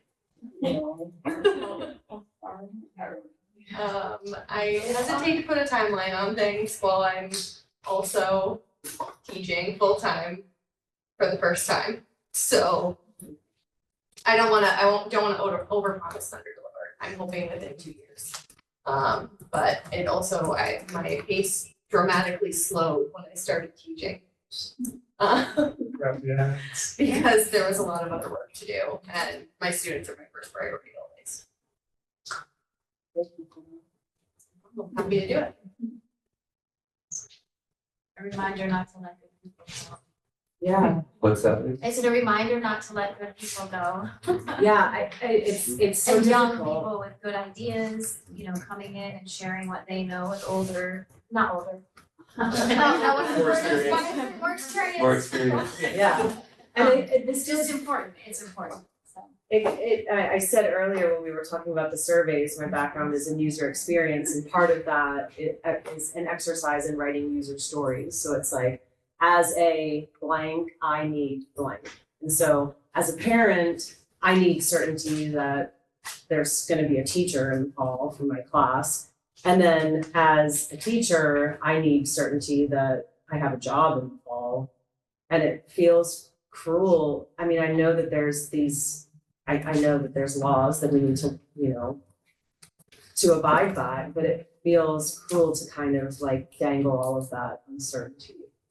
I just wonder if we can kind of talk about creative ways to not have that be the case. Can I say something? To be clear, like I did understand the situation I was entering into, and I know that the legality and the rules and the system within which we're working. I understand that the system is the system and that the agency of education has rules for a reason. I think we all could encourage our legislators and the agency of education to look at alternative pathways to licensure for those of us who have experience working in school systems for a decade and may not have means to get a bachelor's in a traditional way in a short period of time while trying to work full time and pay bills. But I appreciate the district taking this chance on me, and I appreciate having the opportunity to work with all of our students. If I could have some sort of guarantee or like some sort of like by July 15th, so I could go head first into prep while also planning for my wedding. Oh, that little detail. But yeah, I understand that the system is a system, and I'm optimistic because of conversations we've had with people at the Agency of Education that we might be moving in a direction, but I encourage people to reach out because there's plenty of talented people without bachelors who would be really fantastic teachers. And if the way that it kind of works is even if there would be qualification to potentially get an emergency or a provisional, we still have to put into the portal everyone that we interviewed who had applied for the position and justify why we didn't hire them, especially if they had a parent license.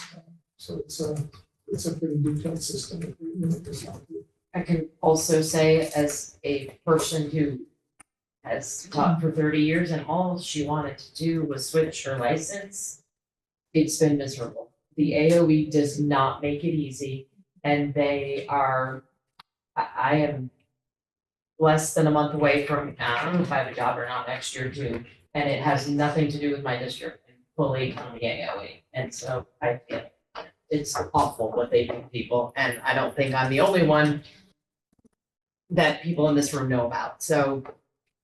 But I do want to reiterate, it was an exceptional. People here, you should be proud of that. Yeah, I want to second that too, because I've been in the front row seat seeing it, and it's really remarkable what you've been able to do. So really appreciate it. Hopefully it was fun. It's been an adventure. I won't piggyback on that just because I'm curious, since we've lost so many teachers and we had all these openings. What process do we have? Do we have an exit interview, process where we could do that? Because I'd really like to hear why they're leaving. I don't think we lost so much as we hired new ones because we added positions to the budget. Well, no, because I mean, we've lost. So you guys can probably, I may be wrong, but you guys would probably know who's new and who's actually a replacement. I mean, we have teachers here, we can ask for input, but my guess is pay. Because they're not getting paid what they should be getting I paid. mean, we're moving to straight grades too, so that just opens up a lot of openings. Well, I mean, Miss Ellis, she just kind of vanished at the end. I'd like to hear from her. That was about, or, I missed that, I'm sorry. I'd like to hear what that was about. I think that would be really So there helpful. are some things that, we could share with you, but it would have to be an executive session because it's, personnel matters. Well, that's why I think Yeah. offering them the chance, because I mean, as a state employee myself, when I'm done, I can't wait to talk, right? Just saying. So it'd be great to know. Yeah. Well, and also just piggyback what Jamie said, as part of the board, we review their resumes and we say yay, yay, and on the motion, and it'd be nice to hear on the end of it why they left, or just as being part of just kind of closing that loop as being a board member. I mean, I'm a new board member and I can't even pretend to say that I understand how the steps work and all of that, but I can compare it to working in the corporate world. And there are often times where somebody young and new comes into the office and they get paid the same or more than the people who have been working there for a really long time. And it causes a lot of unhappiness, and it causes people to leave and look for jobs elsewhere. Well, if that's the case, I'd like to hear it from them. I don't know if it's an executive session or what that may be, but I think as an exiting employee, that's something that we should offer. So that we can hear if there are concerns, or maybe they say, it was a great experience, but I wanna go home. So we're gonna have an executive session anyway, later this evening. Maybe we could ask, I don't know if those people are ready to talk tonight, but I mean, I think it's something to look at at one point, we used to get letters of resignation and we would see that piece of it at least. I don't know. I have an exit interview, well, not interview tool, it's one that they fill out that's confidential, so you don't really know who it came from if they want to submit it that way, but it also invites them to have a conversation. I can pull that up, I developed that a year or two ago, if that's of value. And then we could just get like a summary. Oh, can you get? Can board members, I'm sorry, I'm on the right. I'm sorry, can board members just ask teachers to, I'm just asking for you, like, can they just ask teachers like why they stay or why, right? Do they come and talk to teachers and just say, why do you continue to stay or why do you? Or is that not?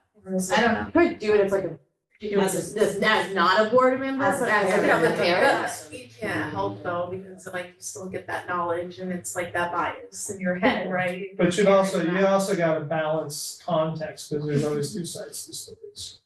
So it's always important that, you know, if stuff is coming up, that you flag it as a concern, but you also hear from the other party. Right, before like, making a judgment yeah, decision. like asking people why they stay, but they don't stay. You get told, right? I think it's just Not more allowed. information and it's valuable. That's Exit all. interviews are something that exists in a healthy system. Yeah. You want to know, you want all the information. It might be good to put it as something that we work on as a way to have it and then get the feedback, and if it's anonymous or whatever, it can be provided to us like in a summary or something like that. That might be a way to balance, because I would you do like have- the idea, and then Would you have to disclose like to them too, that you're gonna be sharing it with, you know, with the board? Julie, I know that one. Just typically, so the way that exit data works in HR practice, best practice would be that the HR person would either conduct an interview or would, give the person a worksheet or something. And then the learnings ideally would be entered into some kind of a system and then aggregated so that, people feel safe sharing feedback. Not everybody does, even on the way out, because small state and, so the best practice here would be to have give people the opportunity. It wouldn't be compulsory, and some people you'll never get some people to agree to give you, to sit for this. But to have an interview with someone outside of the chain of command, so that would ideally be HR, and then track the data in an aggregated way and then look back over like 6 or 12 months. I mean, we don't have a huge head count here, so you'd want to look at it, in order for it to be meaningful. I think you'd probably need a longer look back than 6 months. You'd probably want to look back at 12 and then, make conclusions about why people are leaving. Well, and also particularly since our employees are, usually working on the academic calendar, you don't have a lot of departures in the middle of the year. It might be a good idea to, go through that process with people and then maybe in September, look back at the year before and, see if you can if there are any learnings from that. But that's how that's how that process typically works. And the identity of the departing employee is, not part of that. So you wouldn't be able to see that, like, oh, the third grade teacher, it would just be an aggregated data set. Yeah, that'd be a good project. Yeah. I And still then we think could get it's a year of it. worth Yeah. offering that if they would like to address the board, at least offer that. Yeah, I agree, because I think this is very valuable and I think we should absolutely pursue it. At the same time, this information wouldn't be available to us for at least another year. And I don't know if we can wait that long.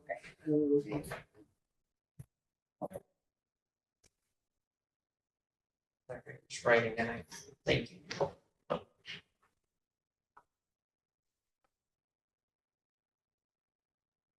Can we put it on our agenda to talk about in probably August, but maybe July. Yeah. Because we may And not I'll have a also- meeting in July, that's all. I'll also check with legal just to make sure that the board's not overstepping.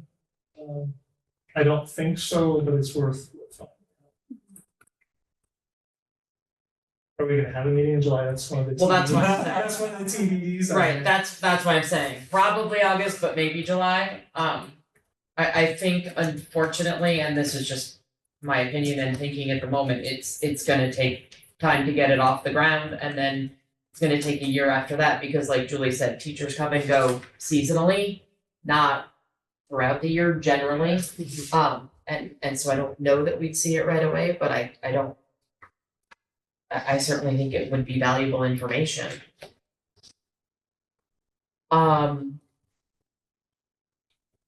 New business? We're all set to move.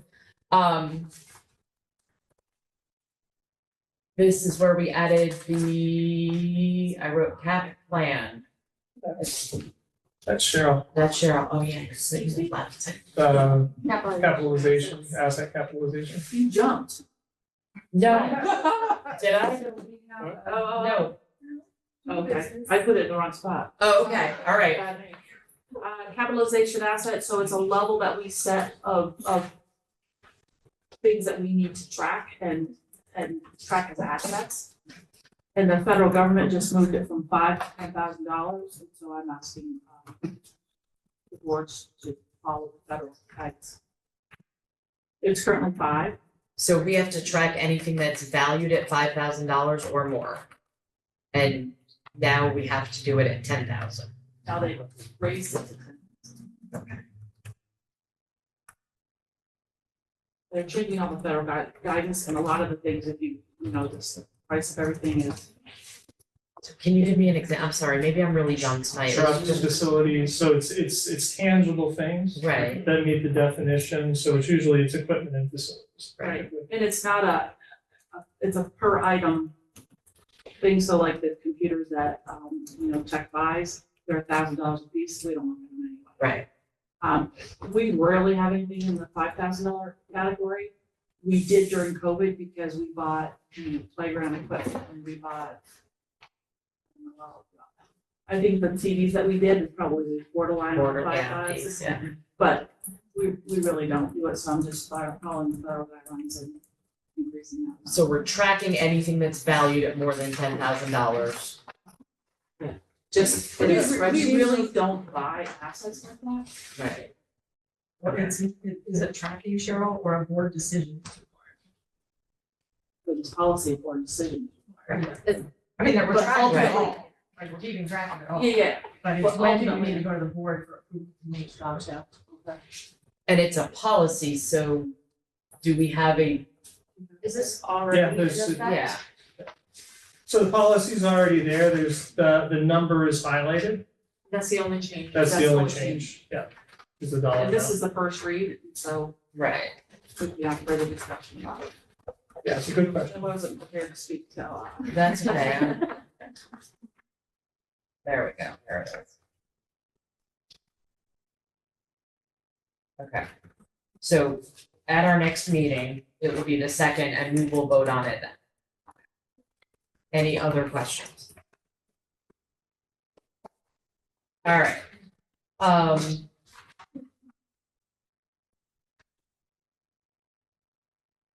Yeah, it would be your equipment grant next. What's that?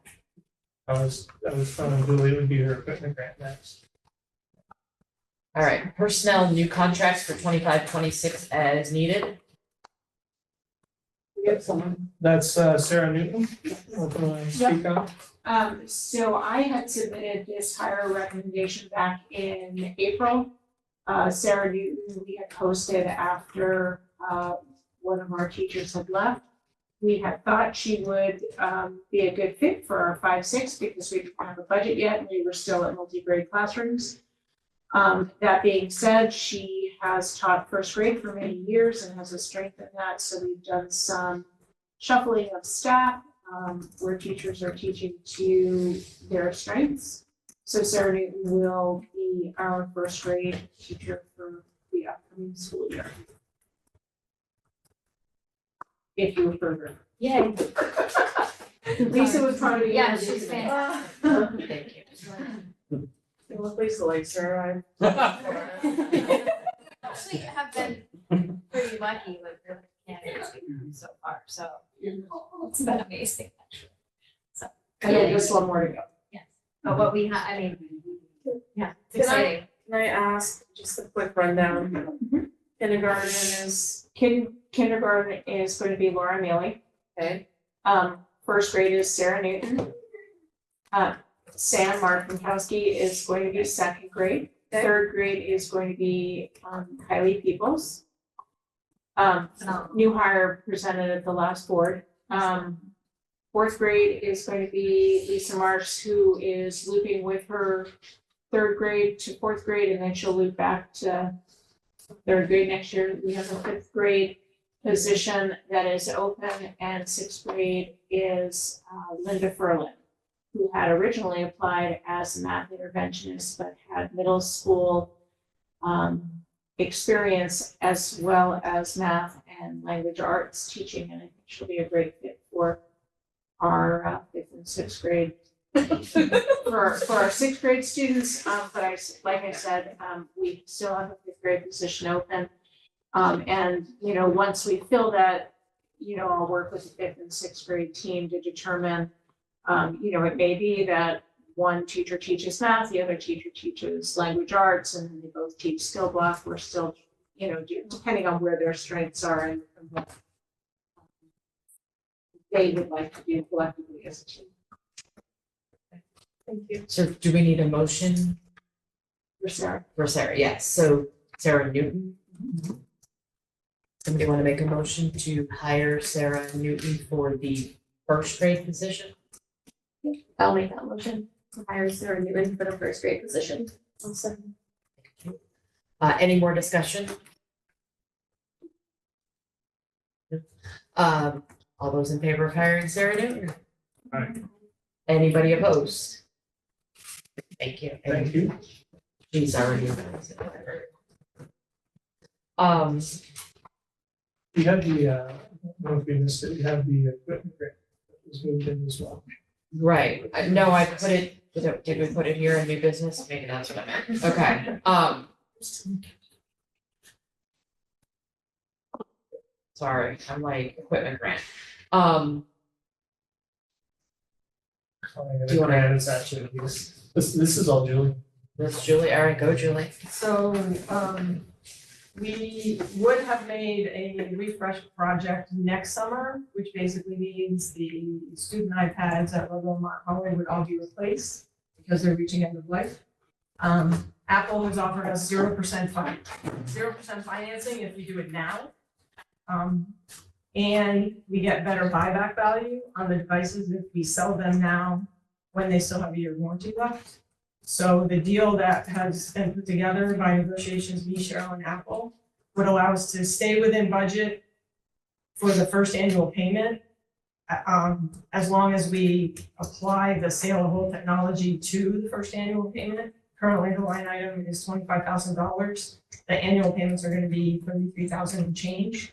So we can stay within budget, adding in the sale of old technology for first year, and need to increase and handle the other 3 years of payment for future years. We were gonna be looking at doing this next year anyway. It's unlikely we will get 0% financing. It's likely the prices will go up, and that hasn't happened here. So it's just, even though it's earlier than planned, it's a really good idea to take advantage of what's in front of us. Maybe we should do it before the tariff pause is lifted. Oh. How long do we keep them generally? 4 years. 4 years, we pay on them 3, and then. Do we need to make a motion for this? Yep. Do you want to make a motion? Yeah, I can, let me see if I get this right. I move to, If you need the dollar amounts in the motion, and you probably do, right, Cheryl? it's 4 years. Actually, I have it if you want to just read it. 4-year Yes. payment, sorry. At the bottom. Okay, so it's a 4-year payment, not a 3, sorry. It's a I just 4-year wanna make sure- I misunderstood that, sorry. 4 annual payments, yeah. Okay, so I move to approve the purchase of 25 student teacher laptops and 220 student para teacher iPads for $135,000 $1,549 to be financed using 0% leasing with 4 annual payments with a first year payment that will not exceed the combination of proposed FY 26 budget amount of $25K and revenue from sale of replaced devices. That's like that. Everyone got it?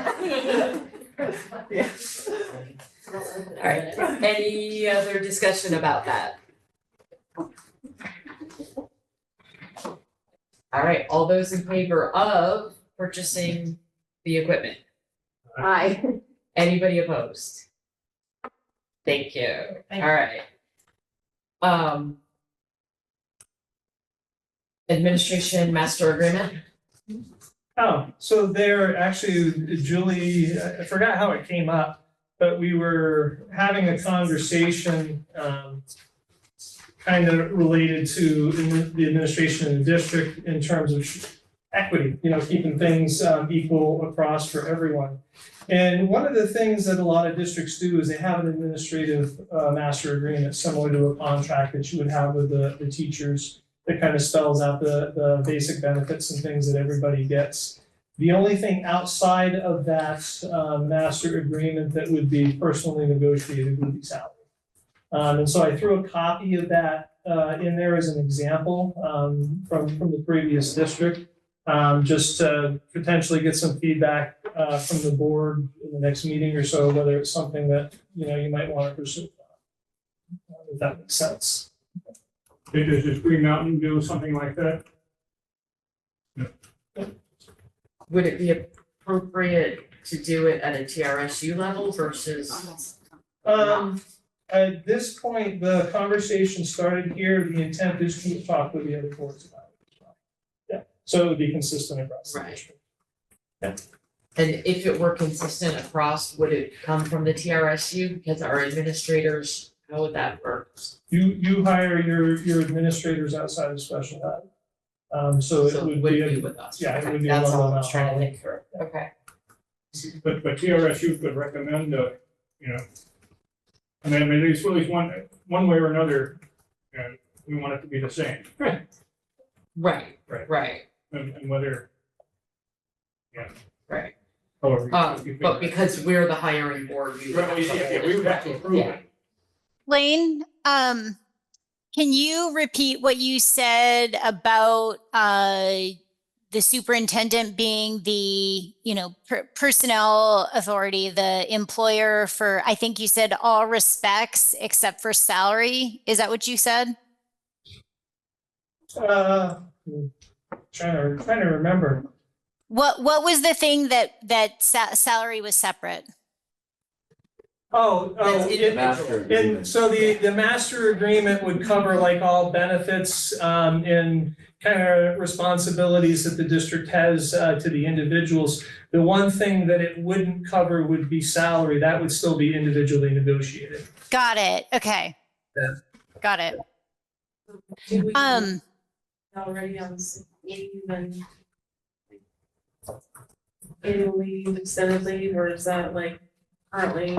They've tried to keep things kind of similar, but even in your district, like the absence days and things are different between the two contracts. And so it came up as this idea is there a way to make things, kind of fair? And usually the fairest way to do things is create it as policy so that it applies equally to everyone.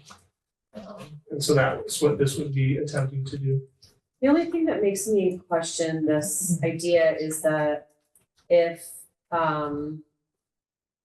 there's usually like room in other things when someone's negotiating a salary, if we can't offer this person the salary that they need or want, maybe we offer them more vacation days or, like something else in the contract. So I'm wondering if this kind of limits us to negotiate. Outside of the salary piece, it would limit, but the benefit is equity. So the board would have to decide, the value of one versus the other in terms of interacting with its admin. I'm tired. I'm like, sorry, it's been a long week. And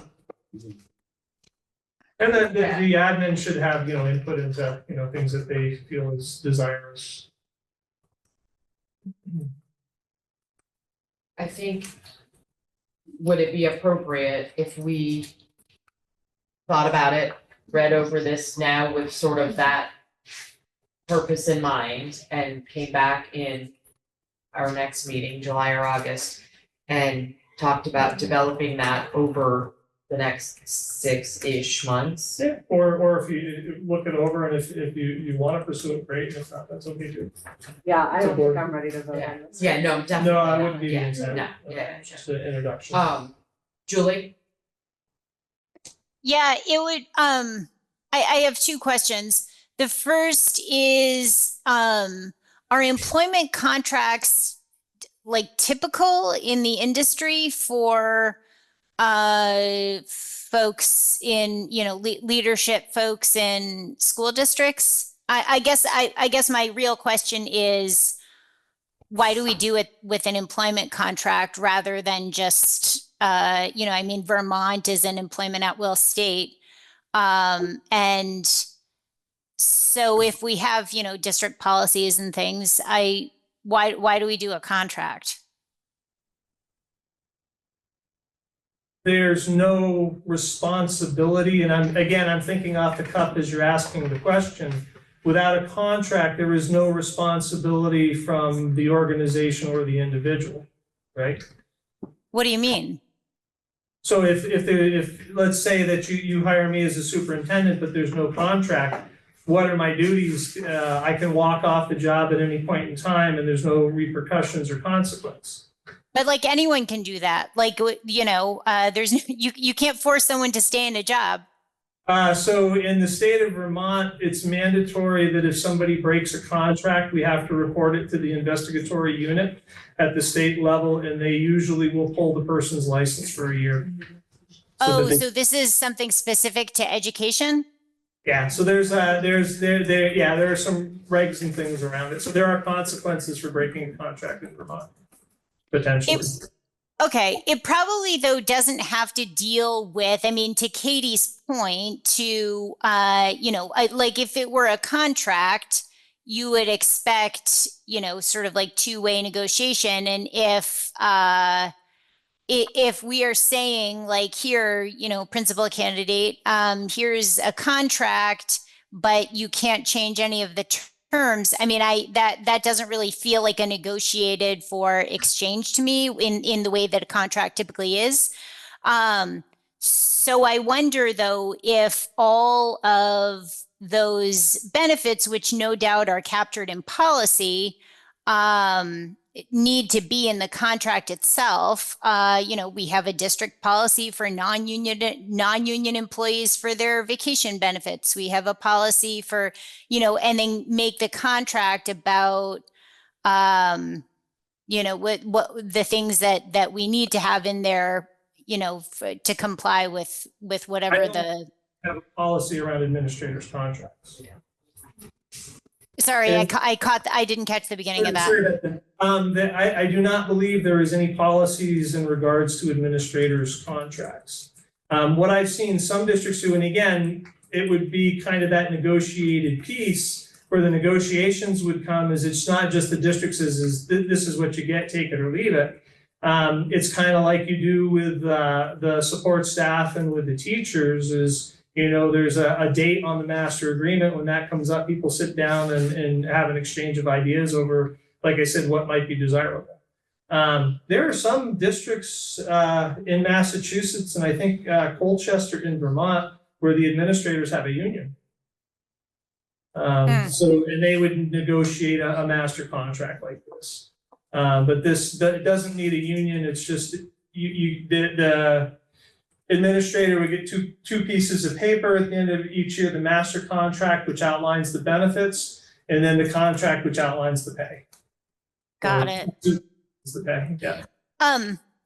So then another question that comes to mind on this topic is why this would require a board vote. It seems like this would be sort of at the superintendent level. Because we you- don't make decisions about things like fringe benefits and vacation accruals and the, work days in the year or things like that. By statute, it is a board responsibility. The responsibility can be delegated. But the hiring and interaction with folks, it's just like with the teachers association, right? It's the board that reaches that agreement with them and makes those determinations. The same is true with administrators. So the board has control over everyone who is required to have a license from the Agency of Education. You are the hiring and kind of the authority that interacts with those folks around that. If the folks that do not have an AOE certification, that's up to me to decide who gets hired and what happens and whatnot. So they kind of have it split.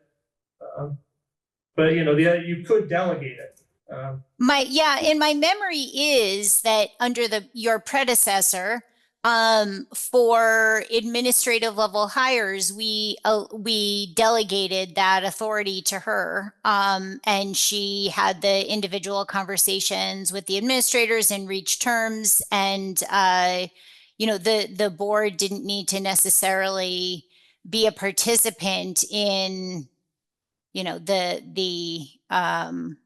aspect of it.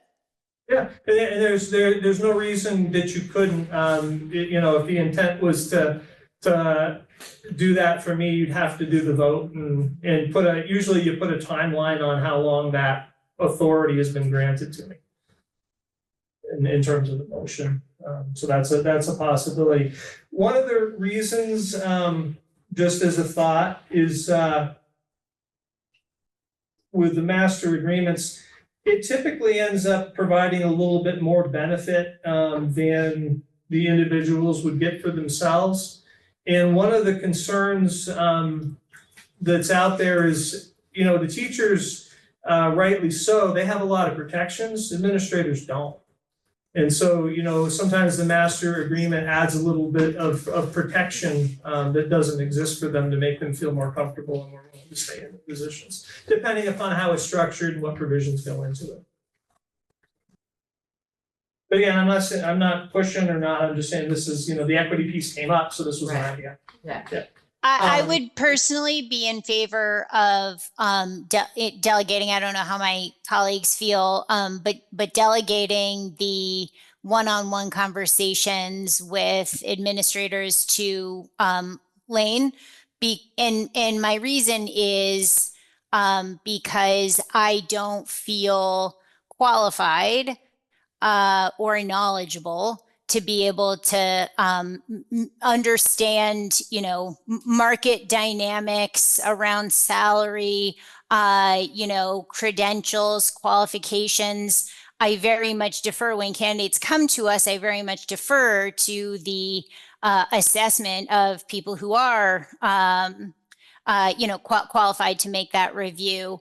And sort of likewise around salary and benefits. I mean, presumably there is some sort of compensation scheme within the district for non-unit folks.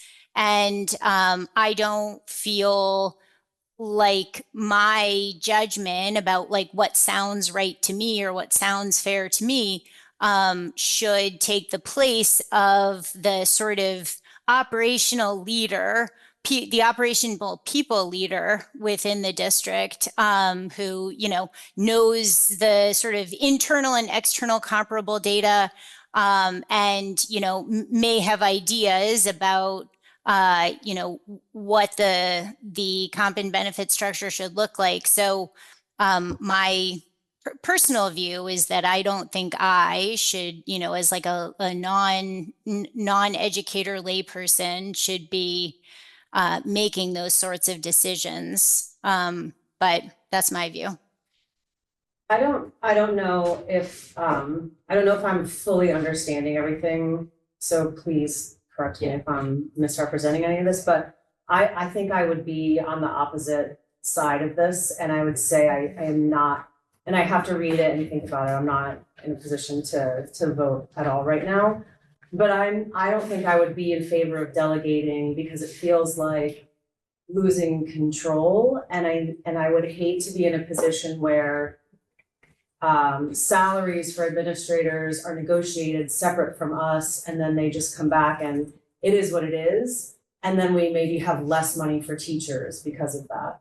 I definitely want to make sure that my position is prioritizing equity for teachers, and I want to make that. I can, I have an example later when we go to executive session that is around what you're talking about. I'd love to continue this conversation in our next meeting. Yeah, I think, yeah, and sort of we can all organize our thoughts for sure, because I have some thoughts too, but yeah. So we'll make sure it gets on the agenda for our next meeting. Other thoughts before we move on? Rural School Community Alliance. Okay, we could spend 2 hours on it, but we'll try to keep it short. I think you all know that the Senate and the House both passed different versions of the education bill. They both passed them by voice votes because nobody wanted to be recorded as being in favor of it, you know? But they both passed it, I think, with the idea that they'd go to conference committee and figure out what they really wanted to do together and with the governor.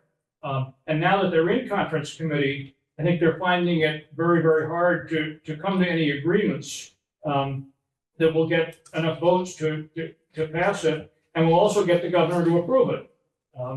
And so there are lots of issues floating out there. And for the governor, the biggest one seems to be the cost of the package. He wants to make sure we reduce spending on the schools, right? And he says he'll veto it if the legislation doesn't do that. The House and the Senate, well, the House at least seems to want to start with a base number and then add some inflation. But in any event, the formula would determine how much each district got. And I think that one of the problems that popped up, that's more than some districts are spending now and less than other districts are spending. And the districts that are spending less would have to raise their taxes in order to cover the difference. And so I think in some ways, I think the whole bill might be in trouble because they're finding that it's gonna be harder to reach a deal. What the Rural School Community Alliance, they're focusing on a small number of the issues and trying to stay out of the whole fight of, is it a good bill or, should it vote yes or vote no in the end? One of the issues that they're focusing on is the district consolidation.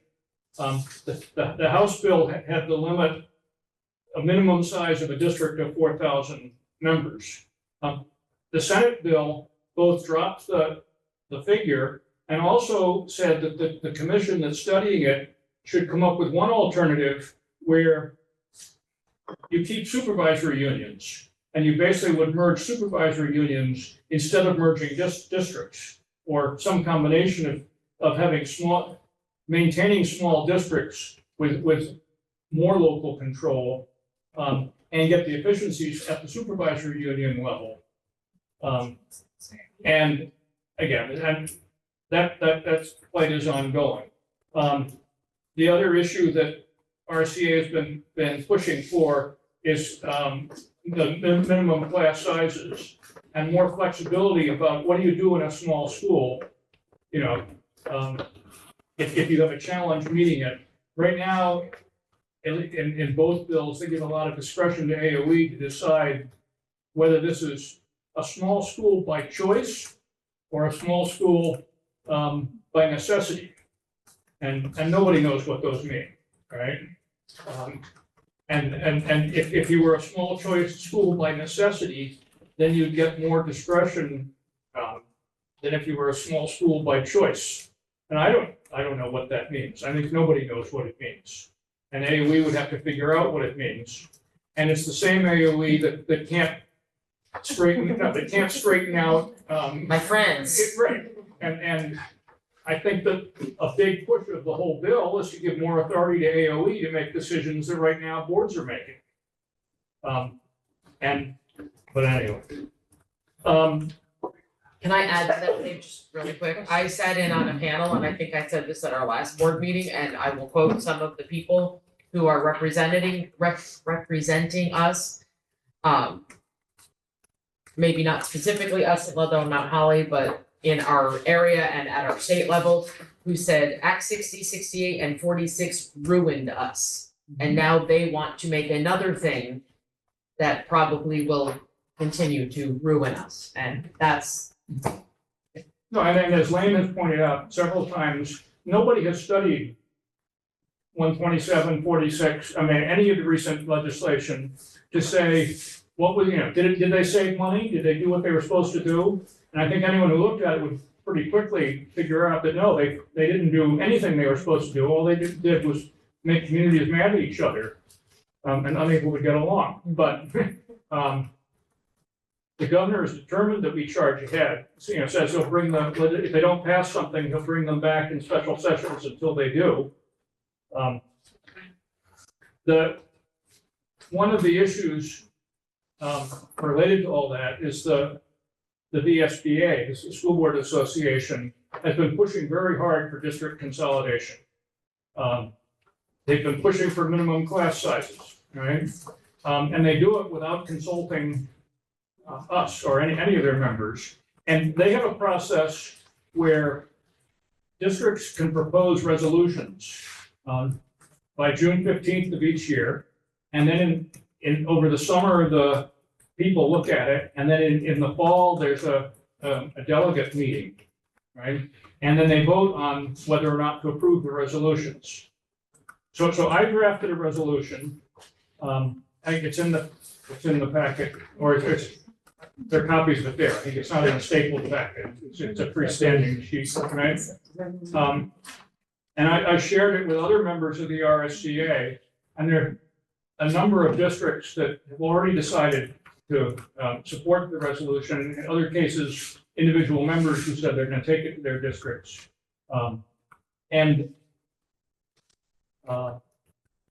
You all have it, or should I read it? We have extras. Okay. I do trust It's just, there are a bunch of whereases.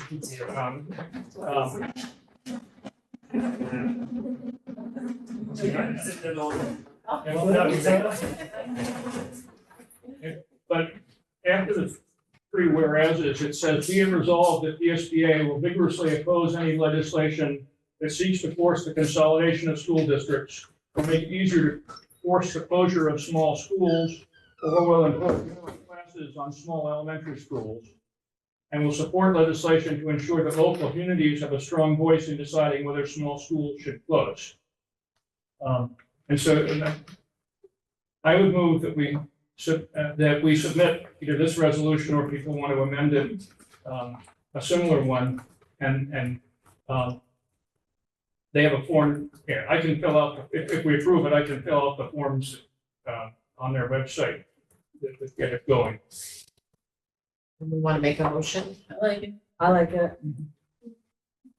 Someone make the official motion too. Thank you. Sounds like Katie Benson is making a motion to approve the draft resolution, drafted by Dave, drafted by the Alliance. Drafted by me. Okay. Okay, and shared with the Alliance. Okay. I'll second. Thank you. Discussion? So, I don't know if this is the spot to have what I'm gonna say, right? Nothing's even flying around. All night. So, I think it's good that we're sending this in. No, the bug, not the thing. But, like, if the school board association isn't listening to us now, I feel like they're gonna get these to go and be like, nope, nope, nope, nope, nope, and still do what they're gonna do. I think it's an uphill battle. I think you're probably right, that it's not uphill battle, but I think it's a way of getting their attention.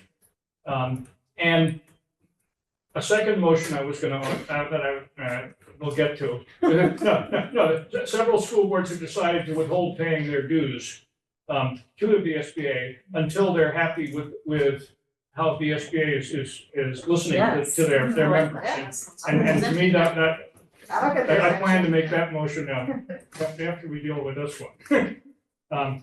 And we can discuss whether it's, again, well, I'll wait to discuss that one after we finish this one. All right, so there's a motion and a second. Is there any more discussion? I support this.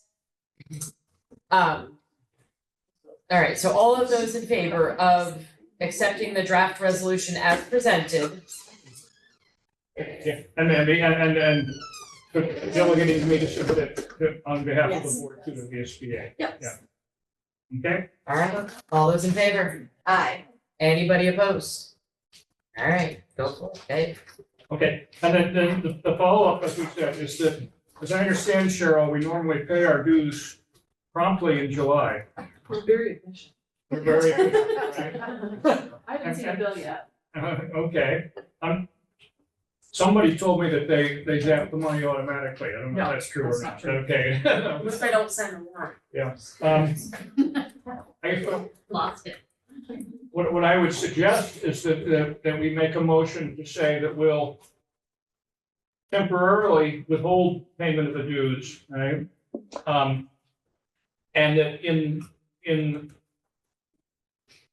within after several months, we come back and evaluate how they've responded, how they're, whether we feel they're representing us, whether they, for example, approve the resolution, right?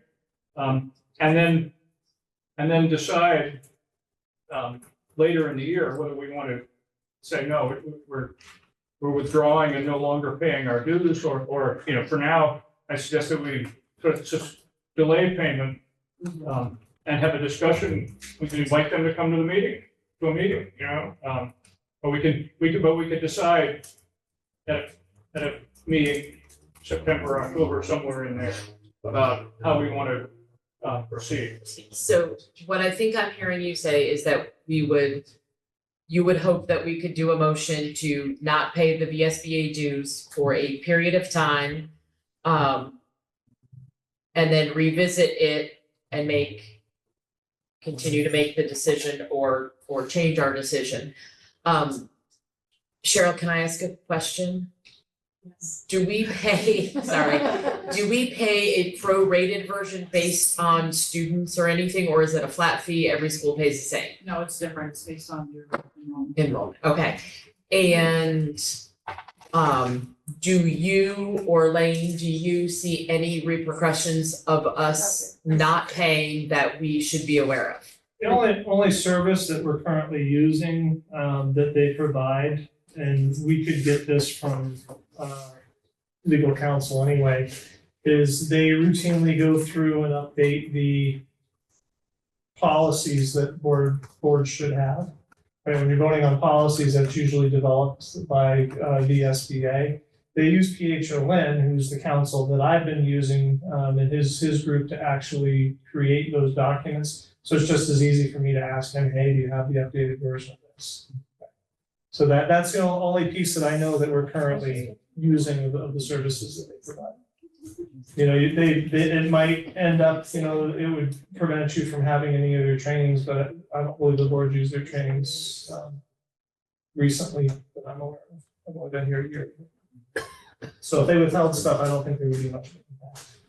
Do we legally need to put that money in escrow or anything like that, or can we just say we're withholding? Well, I think because we'll decide later in the same fiscal year, whether we want to make the payment or not. You can tell me if I'm wrong, but it seems like we don't need to put the money somewhere special.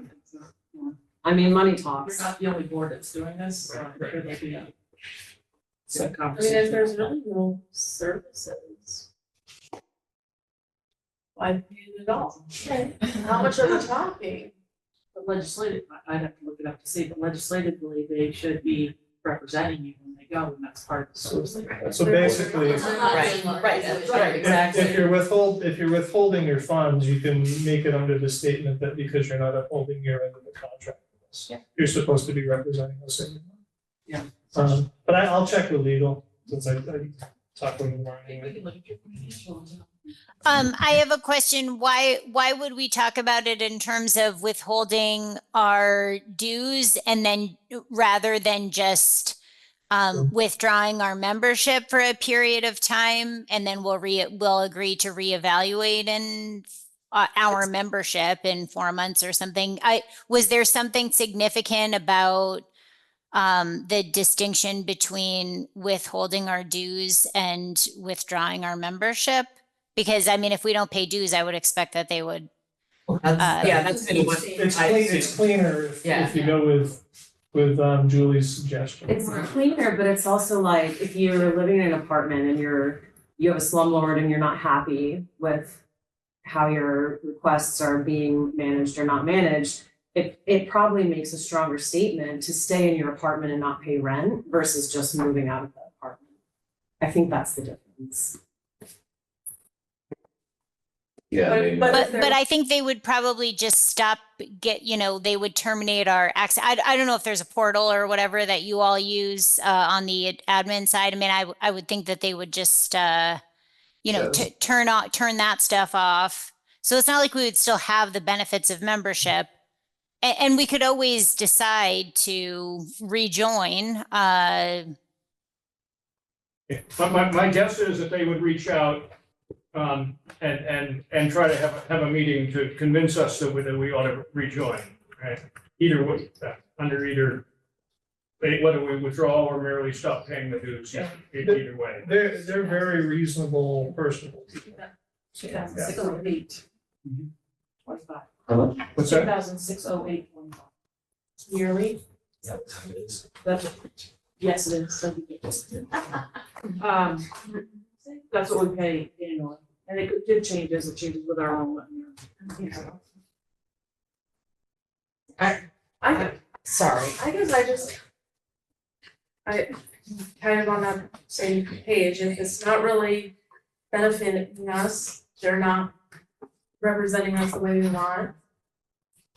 Not just withdraw and.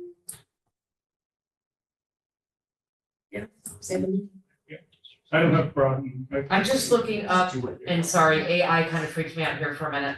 I'm just looking up on I think it's Vermont Digger, Vermont Digger to see what the language was that the other school is using. And I'm not finding it. You mean whether they withdrew? Right. I think they withdrew. I read the article. Okay. Penn Central, so the White River Valley Supervisory Union, a collection of 6 school districts that serve students, was paying the association roughly $10,000 a year in membership dues according to their chair. Members efforts. I'm just trying to find it quickly. This decision. I think there are districts that did both. The members said their withdrawal arose from the disagreement around the association support, so I think that's what they Okay. did, so. Okay. Yeah, I think some districts did that and some merely are withholding their dues. Right. But Do we have a motion? I've lost track of what we've done. Yeah, I feel like I'd make a motion to Okay. withdraw from. So, can you check for that, Amber? There was no motion yet on that. They suggested one, but didn't Okay. actually make one. Okay, okay. all right, so does somebody want to make a motion? I'll Okay, make a motion to withdraw from the SBA. so withdraw, not just withhold our dues. Okay, so the motion on the table is to withdraw. Dude, get out. All right, so the motion is to withdraw from the BSBA completely, just to be clear. All of those in, any more discussion?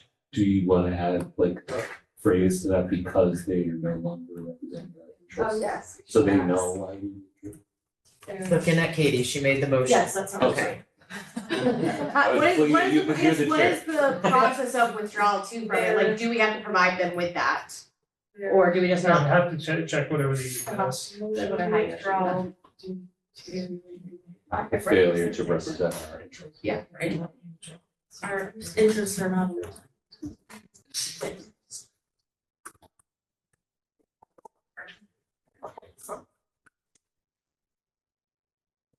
I was Was it just. seconded?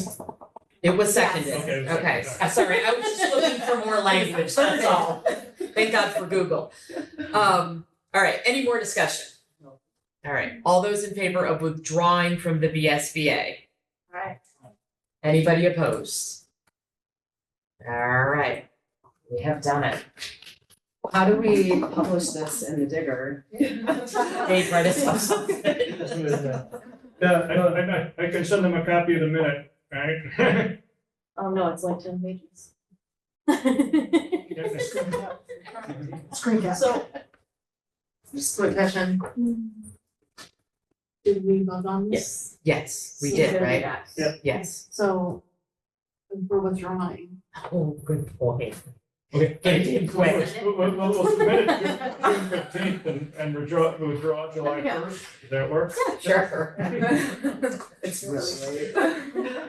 So it may not matter now, but if we are a member come the fall, the VSBA reaches out and asks for a person from each board to come in and be a voting delegate.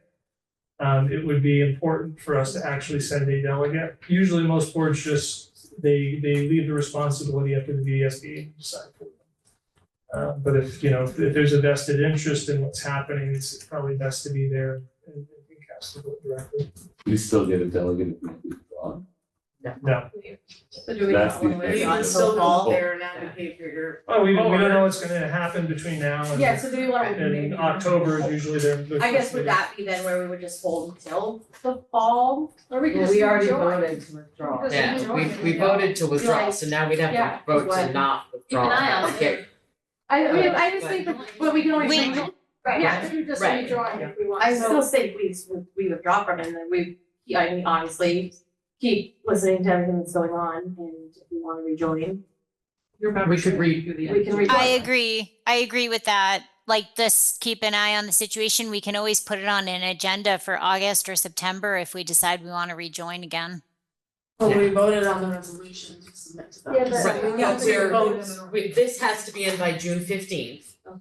and our membership expires, we've already paid until June 30th, so we're covered in that As long as respect. just making sure we're covered. And we can rejoin at any time, so we'll talk about it again in August real quick and September, and we'll make decisions. If we have to ask, really have a short conversation, each month we can decide, Okay. right? And we may hear from the people at the association. Right. All right, that takes us to policies approved at this meeting, which we did, so we're good. Public comments, again. Those of you that are left, Thank you all for all of your work. Super appreciate everything you're doing. Put that saved VSBA dues toward the teachers. And just again, I would just encourage you to find a path forward that really helps to honor their commitment. And I feel like that. It's not, I hate to think of our teachers as being in a position where they're having to like grovel for their pay, which isn't a lot to begin with. So, I don't know everything that's going on. But best of luck to you, and thank you. any other public comment? I just wanted to share, when the deputy secretary of education came, she went to Cavendish for some time and then she came to preschool. So of course I had a little time with her. And it's just a very interesting perspective. So Zoe is from Florida, she's from California. And she said to me, she said, these people in Vermont are just hell-bent on holding on to their small schools, no matter what. And I kind of said, well, this is where you are now. And this is the value that Vermont has. And she just, I don't know, it was just that was very telling to me. That because they do it this way in this state, and because they do it this way in another state, that's what this whole thing is about. And if we don't have a school that's, I think a high school that's I think 1,200 was her number, we're doing a disservice to our students. And it was just really, it was just, this is a face-to-face woman who has children in Montpelier. She and Zoe both have kids in Montpelier, Barry, and yeah, I just think that's what we're kind of up against and, yeah, it was just interesting. I just wanted to share that. That was a sort of different perspective from me. For me, that, you know, it wasn't more about money. It was really like an opinion that we were doing a disservice to our kids and, yeah. So You'd really be doing a disservice to your families and parents and kids if you're making them travel 2 hours to the school. Yeah, I don't know, it's just a, everyone brings their own perspective. Yes. Thank you all. Any other public comment? Well, Brian, so you guys as a public, in this Sorry. sense, if that's okay. Just to acknowledge as we're coming toward the last week of school and some fun events that the kids have planned for them, with graduations, and there's a field day coming up, and as well as some field trips that the kids have gone on, with teachers and everything. Thank you. And thanks to Lisa Marks, I can now watch something besides Elsa, because now they want to watch Aladdin. I have to agree with that one too, thank you, I watched Aladdin the other night. She's like, you can watch it like they have it on Disney. She's like, Many versions, many versions. And you get the dance moves, you get the dance yes, moves. let's please, dear God, let's say something. Yes, and that play was put on, fantastic, Yes, that was great work. Good talk about it. All right, so our future meeting date, I think we settled on a mostly Zoom meeting on the 25th of June at 7:30.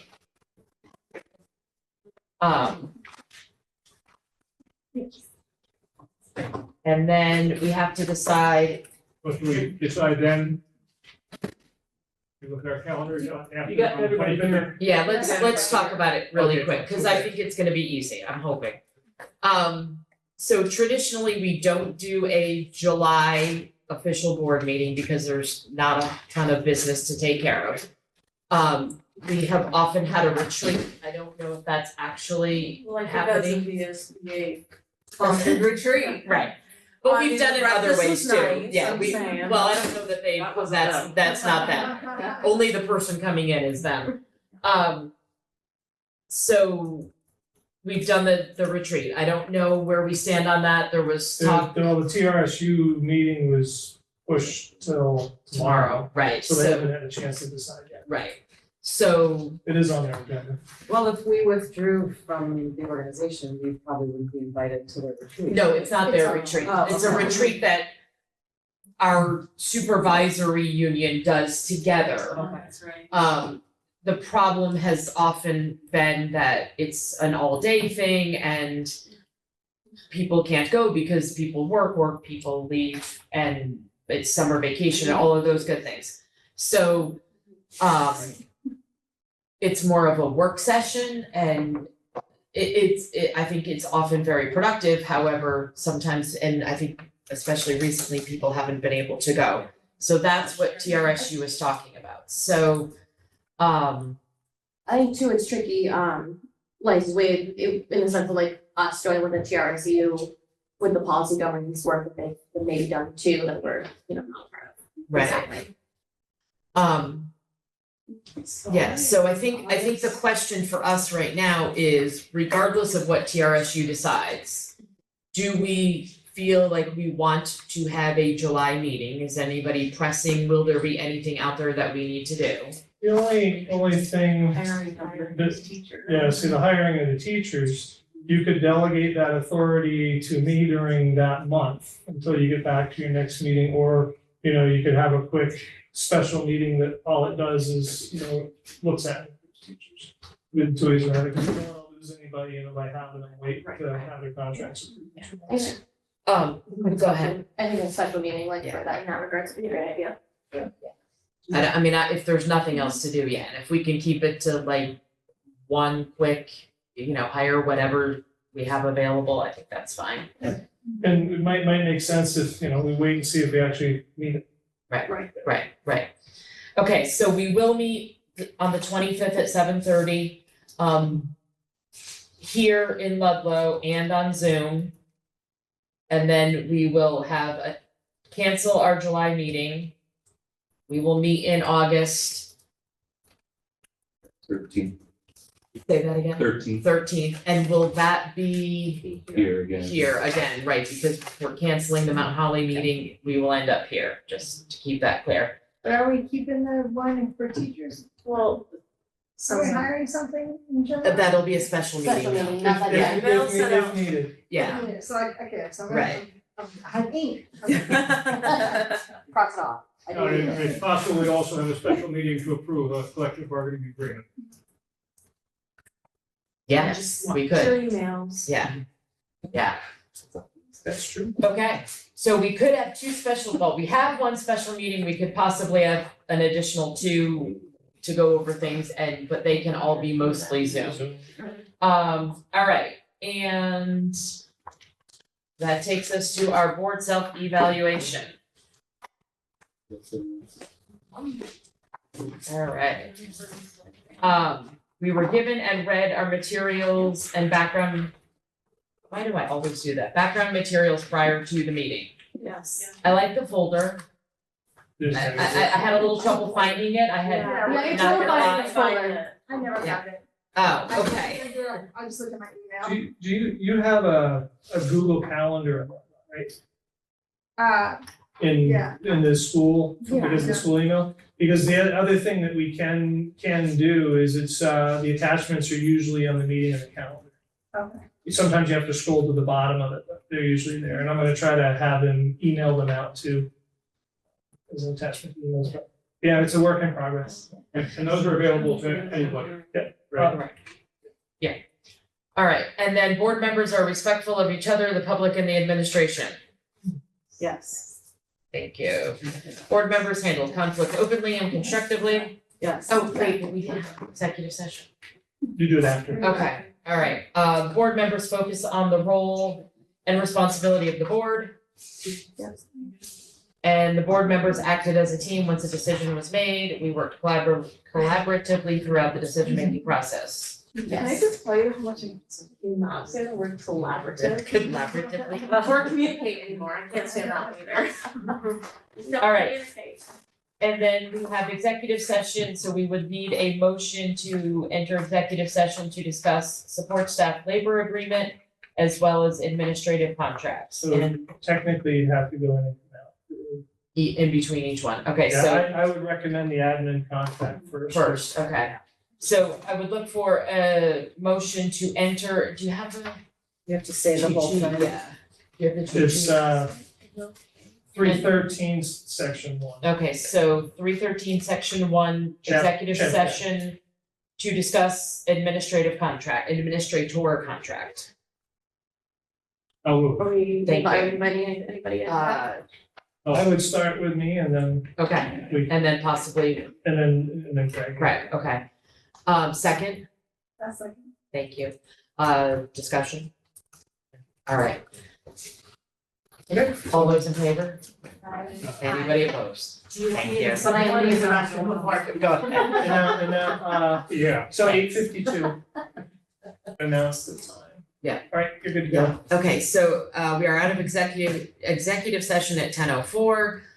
We are going to take no action on the executive session of the administrator's contract.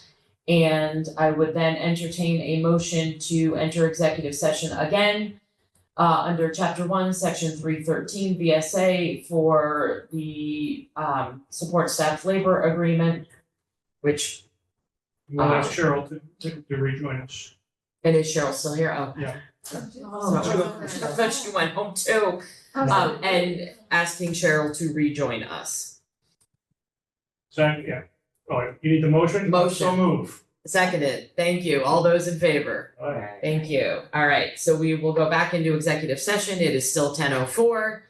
And we'll go grab Cheryl. Thank you. Someone stop the recording. Yeah, Lane is, I can tell when he starts looking under the bottom of his glass. Okay. So it's on.